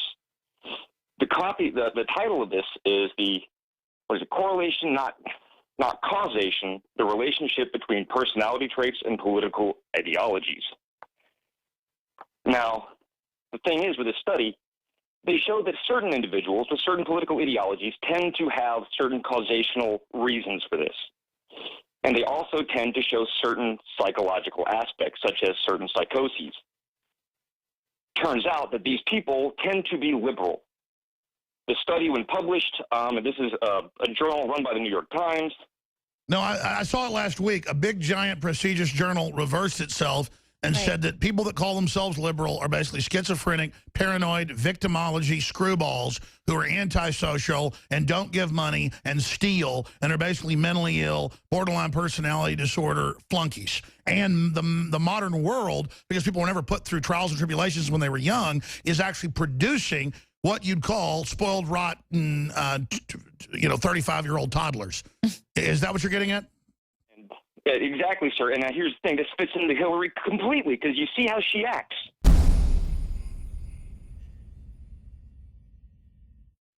And now we're sitting here with the uncle and the brother-in-law, and they're all involved in Homeland Security, shipping in the Muslims.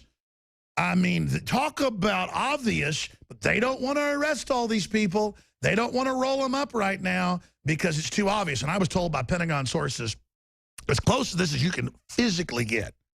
I can't believe our sources, how good they are. But I'm surprised. A lot of good folks actually in the military and in the Army that really don't like what's happening. And they know we'll talk about it, but they are on the ground there. And there's whole cells in Orlando. They think Orlando is the main strike site. And you made a great point during the break, Leanne.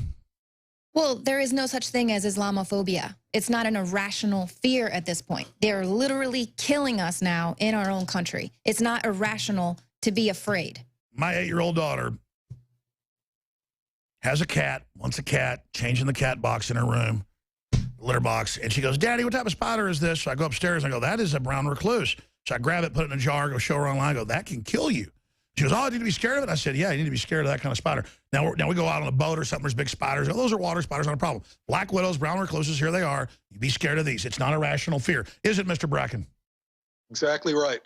In fact, probably I would say it's safe to say that the most Islamophobic people are Muslims who are just trying to keep a low-profile life because they know that people get beheaded. They'll wake up in the morning and there'll be a note, nailed to their door saying you're on a death list, and it's not a joke. So the most of people afraid of Islamists are people that are cultural Muslims. They happen to have had the luck of being born in that part of the world. They just want to get along, but that's what the whole purpose of the 5 prayers a day. It's social control. Who's bucking the system? Who's not praying? It's a visible means of control. And I want to mention something. When they call us an infidel, it's really a bad translation because an infidel is a Latin root, like fidelity, that root. But what they call us is much closer to dirty N-word, kufr.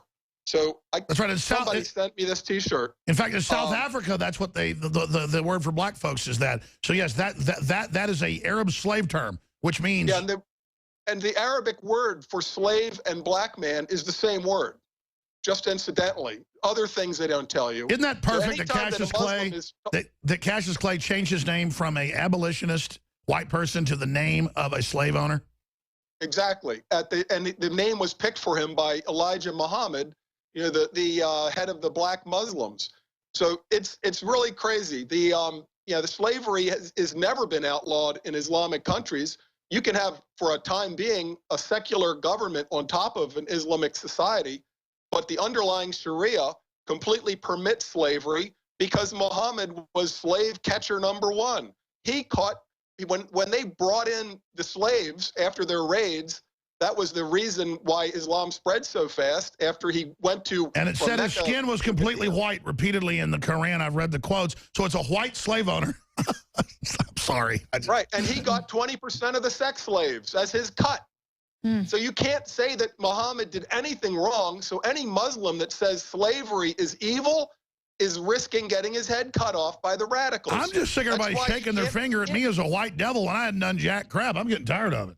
Right. Well, and there's also this whole resurgence of, you know, the original black roots, and they say, well, we were originally Muslim. No, you weren't. That's because the slave trade happened there first. In fact, Leanne McAdoo has got a tweet she put out at Real Alex Jones that everybody should retweet to Kim Kardashian. And it's this type of stuff where we can hijack the meme and reach folks that aren't tuned into news and information, but get their news from entertainment sources. She's of Armenian descent. 1 million Armenians got killed by the Muslim Turks for no reason. And, oh, by the way, just last week, there was the big controversy where the UN had said there'd been some human rights abuses by the Saudis. Well, they run the UN commission. They bought it. You know, they paid hundreds of millions for the chairmanship. And the head of the UN had to go out and apologize at a press conference, but admit he was pressured. Then the Saudi ambassador comes out and says, we did no such thing. I mean, Saudi Arabia, folks, is literally the most, it's probably worse than North Korea from people I've talked to that have been in both places, okay? I mean, it is a freaking cult. But so many other people have been bought off by it, they go along with it. But to see this happen, and then people are like, oh, what's the Armenian genocide? Who cares? It just shows how crazy it is that Muslims, everywhere they go, they always say they're friendly at first till they become 5–10%. Then they start attacking till they drive you out of the area like they're, you know, fire ants or, you know, Africanized bees. This is their program. I mean, show some of these headlines. Think progress. This is the gun that committed the deadliest shooting in U.S. history. Then we're going to calls. Yeah, this is the gun that committed it, not the killer. Liberals quick to blame guns, not the killer in Orlando terrorist attack. Clinton comes out immediately and blames the weapon of war. Well, the weapon of war that was used in this attack in San Bernardino and others, 9/11, was the Quran, not this. She ordered the stand down when she was at the State Department over this guy. This guy runs a whole nest. It looks like his whole family are operatives. Yeah, the Quran is the real weapon of war that no one will talk about. Let me ask Bracken, and then I'm going to ask David Knight this question. We're going to write to your calls, Mark and Robert, Marguerite and West and others. Clearly, if the dad's running around in military outfits calling for the killing of gays on videos, but saying, oh, sorry about my son, but don't sensationalize it. His brother-in-law runs bringing refugees in and, you know, works in an anti-Trump campaign and loves Obama. This guy's a Hillary supporter. This guy was a registered Democrat, the shooter. And then meanwhile, they're all over the news blaming the American people. How can something this illogical go on, A? And then B, doesn't this look suspicious, his whole family and this mosque? How the hell does his mosque call for the killing of gays on TV? Well, go back to the Carlos the Jackal. It's a coalition of the progressive left socialists and the Islamists. You know, they want to beat us down. Islam means submission. They tell us, even Bush got hoodwinked, or I don't know what he knows, but he said Islam means peace. It means submission. It means shut up and get with the program or you're going to lose your head, literally. You know, they lie so much. Lying is holy in Islam if you're lying to us dirty, filthy kuffers. So you can't look at an imam. I call them imam taqiyya or taqiyya imams. That's holy lying. Anything that promotes Islam is halal. And they call us black, white, it doesn't matter, dirty N-words. Kafir is the original N-word. Right. And that's I cannot believe this, man. This is crazy. That's what they call us. The thing that happened in San Jose is extremely important for people to understand. This is right out of the 1930s Germany. This is brown shirt stuff. This is the police being held back, like German police, you know, just the actual official German police being held back while the SA went and beat up Jews and smashed stores. This is the beginning of SA tactics. I expect to see this at the conventions and other Trump rallies. And look at what happened to the SA brown shirts after they were done. Night of the Long Knives. Right, including the Rome and the other homosexual nuts. Who was so cultic to Hitler, even after they started shooting him in the jail cell, he was heiling Hitler. Right. This isn't surprising, this kind of cognitive dissonance. Liberals are on a war against free will. They don't believe that we're intelligent enough to have a gun. Only police officers and the military are smart and well-trained enough to own guns, not us ordinary peasants. But almost all police and military are all for citizens having guns because they actually know guns. Right. But what happened at the nightclub where there was an armed police officer. Liberals should have been thinking this is perfect. We have a government employee with an ID card and a uniform and a gun guarding the nightclub. Where is he? If there's 50 dead sheep, there should be either a dead wolf or a dead sheepdog. Let me tell you something. I mean, look, if I knew that was going on in the parking lot, I'd have come in there with my M4. I mean, it'd be so easy to take that guy out. I just cannot believe this keeps happening. Notice in Texas, the guys pulled their guns and were dead in seconds. Garland. Yeah, I mean, that's just what it comes down to. Let's go to phone calls. Mark in Tennessee. Mark, thanks for holding. You're on the air with our guest. Go ahead. I'm a reader of Matt Bracken's books, and I remember reading his last one of his trilogies, and it specifically dealt with La Raza. And I had never even heard of it until I picked up his book. And they're like born supremacy kind of books. They're a lot of fun to read. It was so prescient and was literally almost quoting headlines that were just appearing at the time I was reading the book. I got shakes. I was reading it because it was like reading. Well, that's because Bracken's aware of the real plan, and he puts it in novel form. Yeah, I was blown away by it. So that's the first thing I want to say. And I don't know anything about Matt Bracken, so I'm not like, paid review. No, he's a great guy. He's right here. That's fine. No, they're great books. Go ahead. They are. The other thing is that, the real answer with all this is just technology. Let's say they ban guns. Great. Buy a 3D printer, knock out your own receiver. And then in terms of, and the 3D printer, by the way, is, these days you can buy a pretty decent one for $300. The hardest thing for any of us are the primers. I think Bracken might have an opinion on that, but I mean, basically, we are sidestepping this leviathan of the government by outwitting them with technology. And, they eventually can't ban 3D printers and all these other things, even though they're trying to ban drones. Well, that's what I wanted to ask Bracken before he leaves. That's a great question. Thank you, Mark in Tennessee. How do we resist this? Obviously, we get bold. We exercise our free speech. We run for office. We create our own media platforms. We go out and, I mean, look, it's HUMET, folks. I have infiltrated the anti-gun groups, caught the bribery, and stopped gun bills in Texas 18 years ago. I'm not bragging. I was nobody special, but I had the will to stand up against folks trying to take my guns. I exposed people stealing farmers and ranchers' property. People went to jail over that. I exposed the cable commission takeover of Access TV, sent the director to prison. And I'm telling you, anytime I've taken action, I'm not bragging. People, I mean, I bring them down. And I'm just telling you, so many folks just don't have the will to stand up and take action. I'm not that smart, folks. I've been on there. We have to be brave. Go ahead. We have to be brave. We have no choice. They want us to submit. That's the meaning of Islam. It's also very allied with socialism. Their motto is the ends justify the means. You have to, break a few eggs to create an omelet, as Mao said, meaning murder millions of people. We have to be brave. We owe it to the next generation. The torch of freedom has been going for 200 years. Damn if it's going to drop on my watch without, me dying in a brass up to my knees. Because whether or not we can make primers, we'll take the damn things from the stooges on the other side.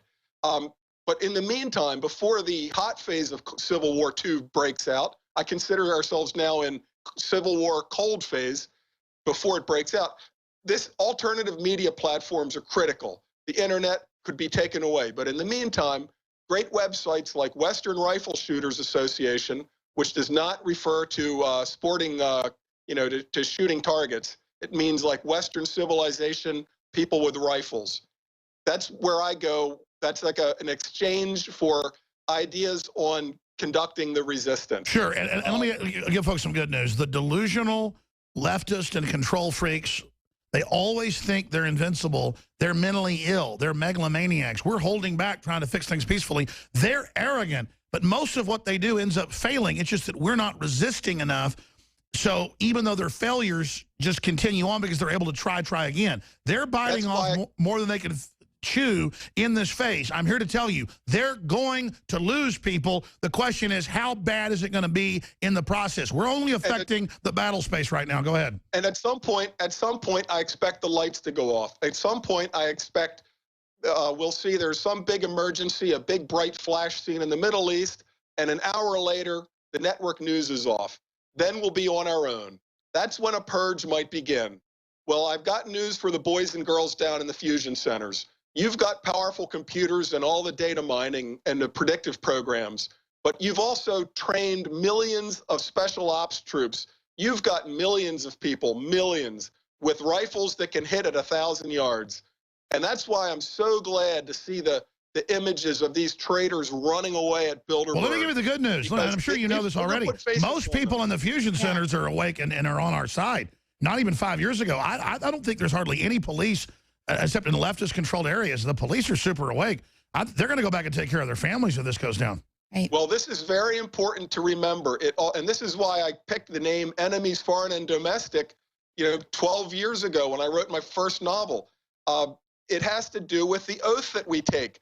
We don't take an oath to Homeland Security or to the Patria or Fatherland or the Fuhrer. We take an oath to support and defend the Constitution against all enemies, foreign and domestic. So word to the generals, and domestic. We're paying attention.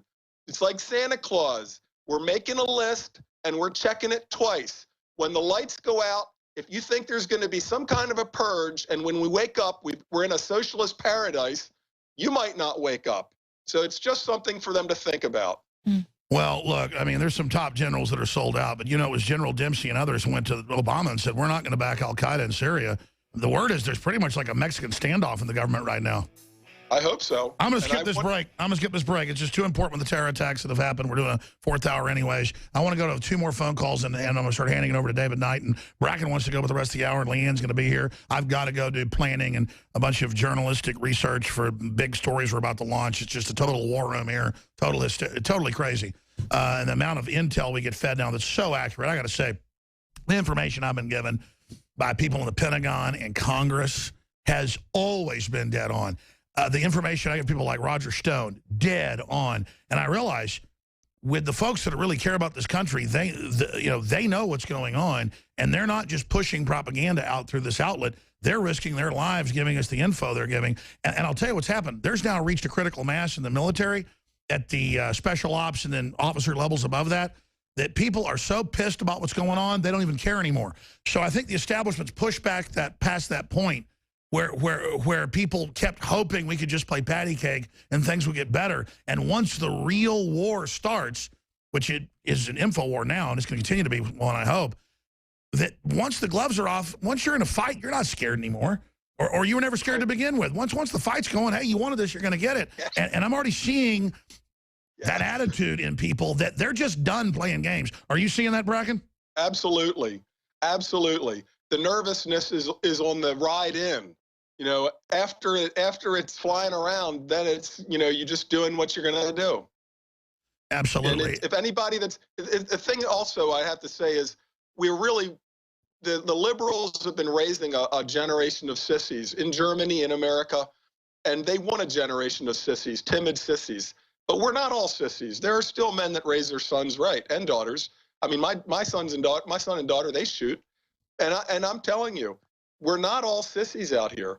They would like to beat us down into a bunch of passive metros, but it's not going to happen. There are patriots out here that are as brave as, Daniel Boone and Davy Crockett. And when it comes to it, even if the power goes out, the old saying, think globally, act locally. Well, that could go for Civil War II also. So like Santa Claus, we're making a list and checking it twice.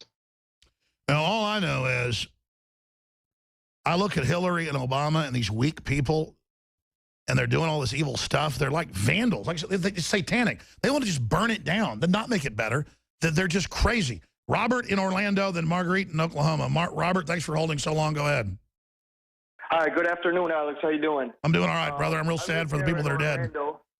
Yes, I live over here in Orlando. I'm actually a candidate for Orange County Commissioner. My name is Robert Melanson. Anyway, about 2 months ago in March, actually, we had a shooting in one of the nightclubs. It was on Universal Boulevard, which is more near the tourist areas over there. And I was going around campaigning because all the nightclubs have Orlando police details there. They have extra duty police officers there. And I rose the issue of why are they not putting metal detector wands and checking the people going in before they even can enter into the club the last shooting that we had, there was 3 extra OPD officers over there. Now, you can check on the official city website what's going on over here. They will not report what actually occurred and say it in the actual what actually happened, because he was in the club shooting, and then he was chased out of the club, so he left out of there, and then he went back in. You see? And I mean, all I know is if somebody tried that here, there's a gun under every table. It's so alien to me. People just like jellyfish who just have no guns, I mean, the parking lot should have been full of guns. I mean, it's just hard to believe people that roll over. Mm-hmm. It really is. Well, let me ask you this. Why do you think the SWAT teams stood down for 3 hours?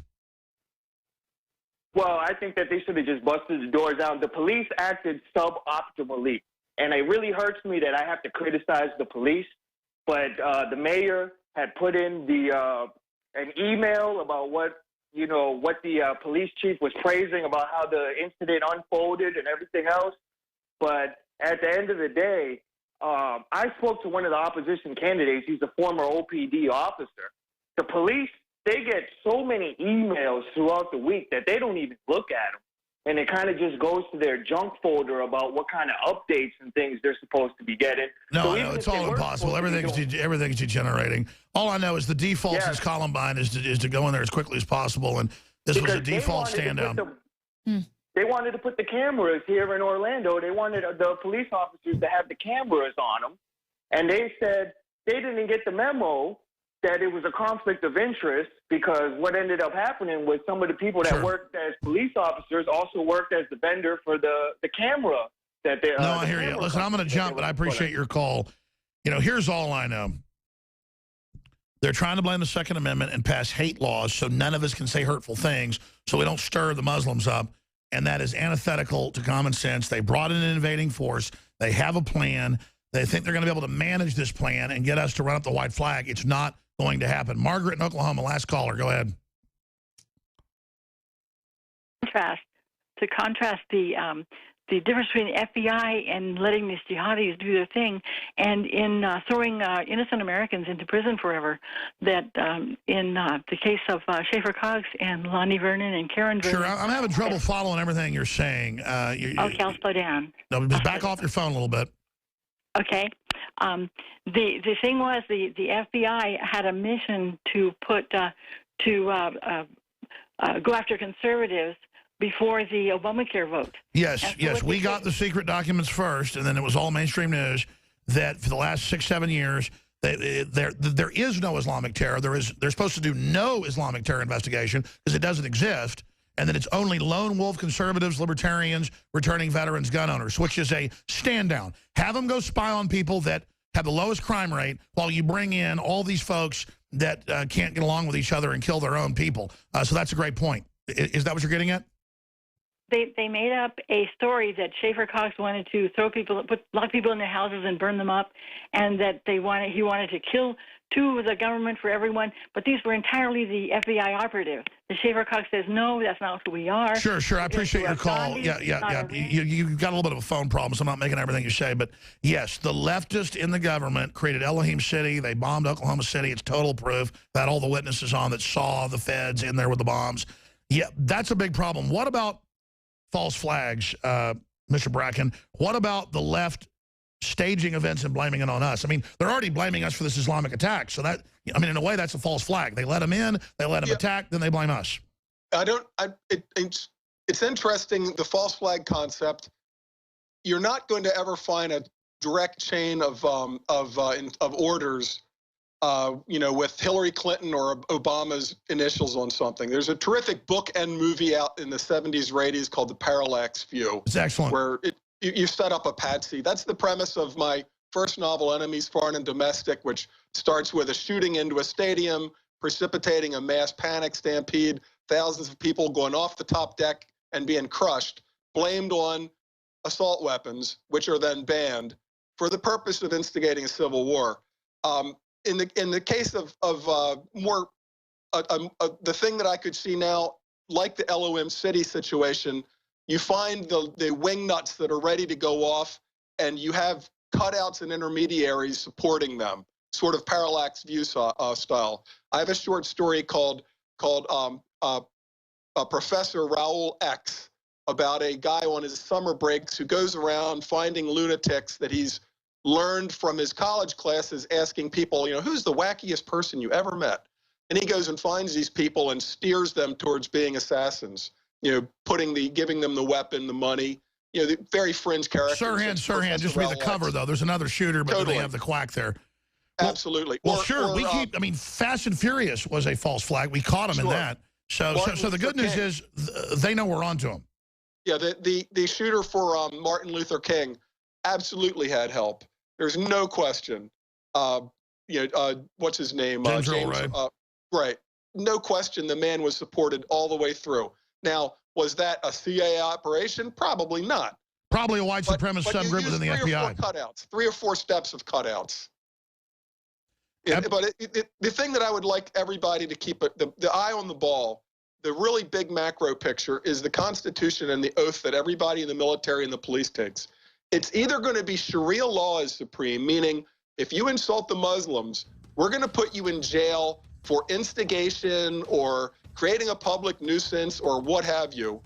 Either that's going to be supreme, which is what Hillary wants. She wants that UN Resolution 1618 outlawing free speech if it angers Muslims. They want to push background checks, and yet this shooter worked 8 years for the largest security firm in the world.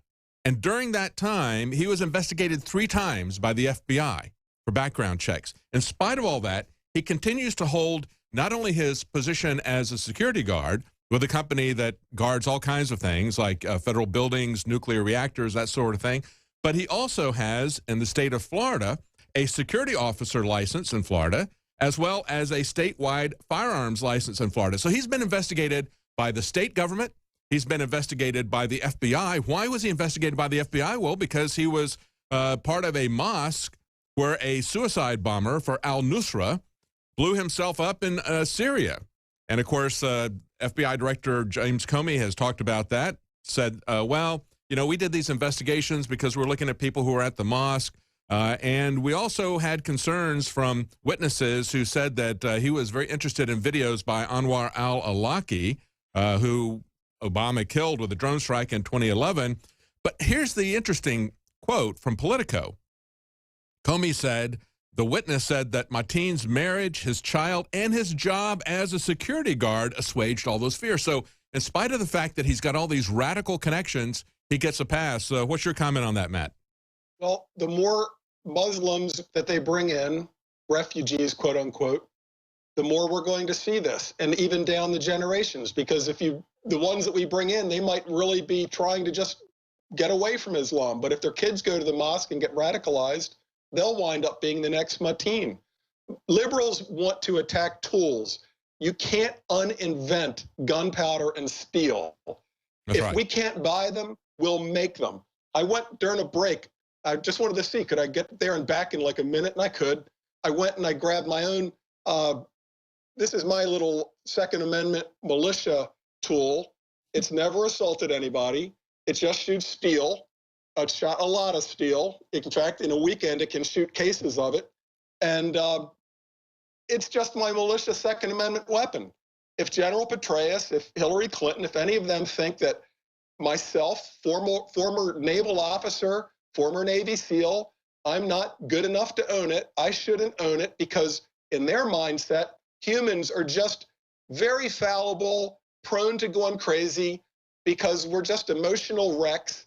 So we have to take the tools away. It's not going to work. There are millions of these out. Well, I think they're telling everybody that you're okay as long as you're wearing a uniform, as long as the government has done a background check on you. And, of course, they did multiple background checks on him. Everybody gave him a pass. The state government gave him a pass. The world's largest private security gave him a pass. The FBI gave him a pass. What kind of background check are we going to do? And we're not doing any background check on these people that we're bringing in from these countries that are at war with each other and with us. Well, they're trying to force the sheeple among us to declare war on a tool. Yeah. Instead of declaring war on the human heart. This is where it's going to happen. You're either a good person or a bad person. Myself, I consider myself a sheepdog, armed or unarmed, you know, pistol, knife, whatever.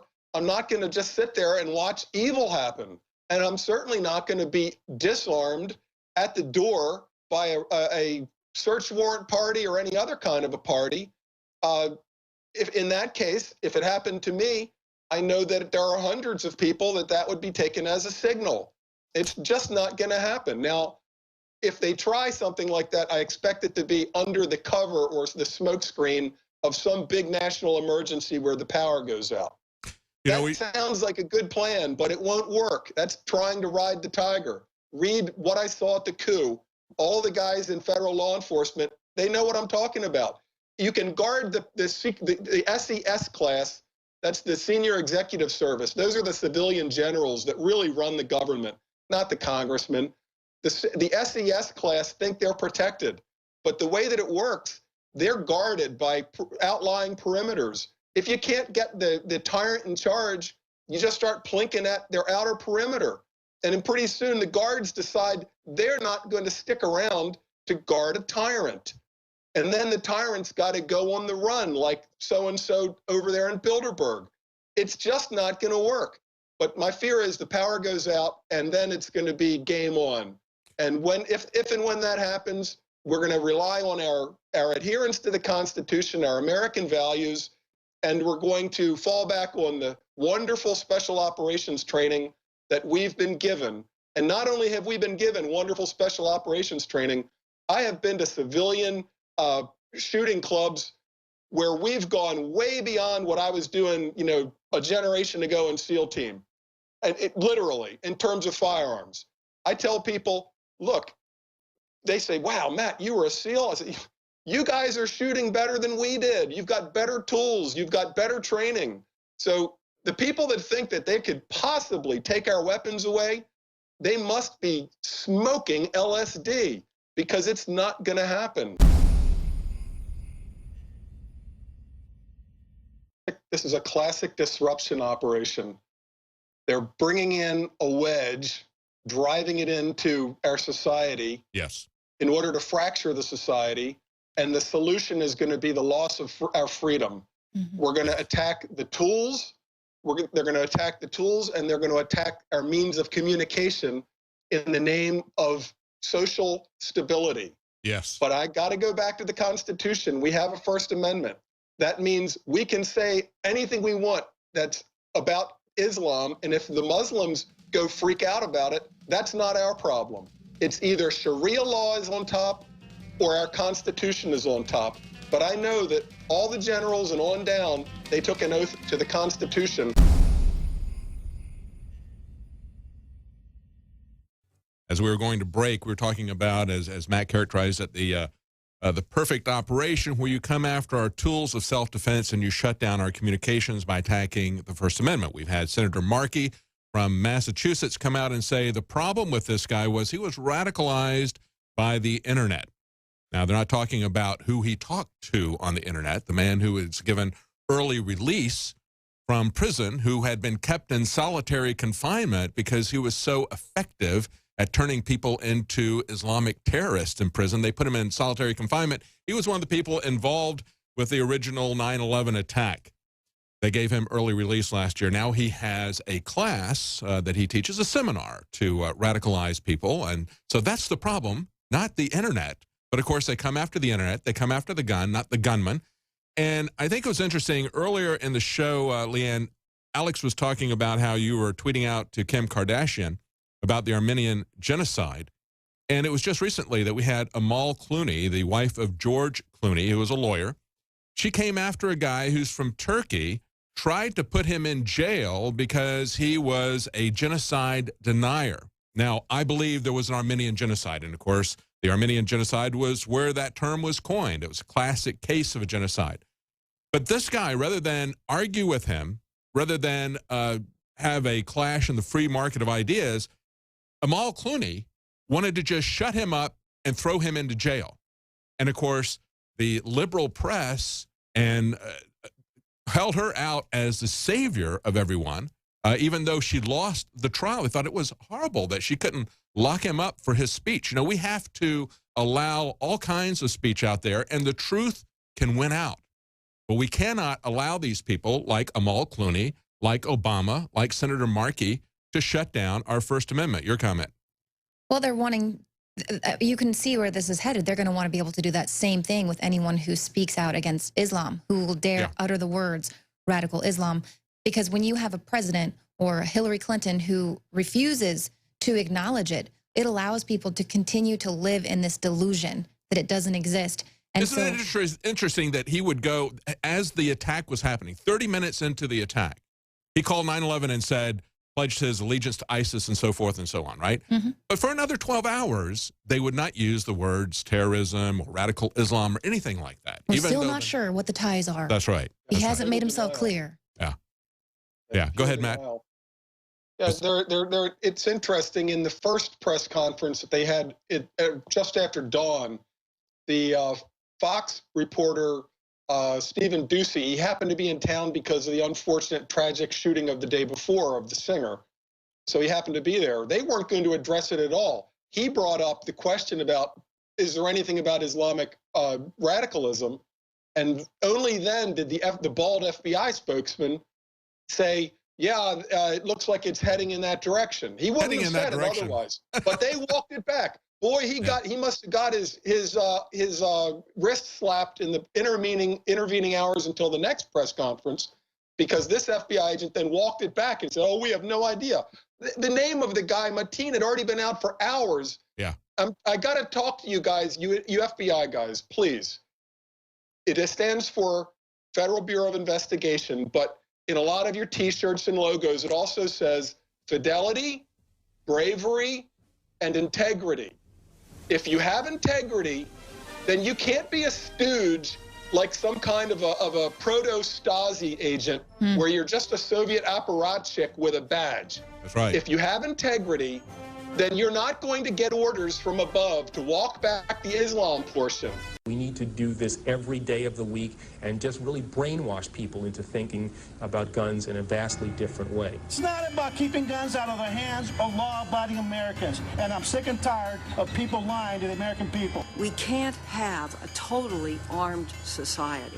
We're not proposing a gun registration system. We're proposing background checks for criminals. In the spirit of gun control, will you disarm your entire security team? We'll get right back to you. You'll get back to me? Hitler took the guns. Stalin took the guns. Mao took the guns. Fidel Castro took the guns. Hugo Chavez took the guns. And I'm here to tell you, 1776 will commence again if you try to take our firearms. Doesn't matter how many lemmings you get out there on the street begging for them to have their guns taken. We will not relinquish them. Do you understand? And that's why you're going to fail, and the establishment knows no matter how much propaganda, the Republic will rise again when you attempt to take our guns.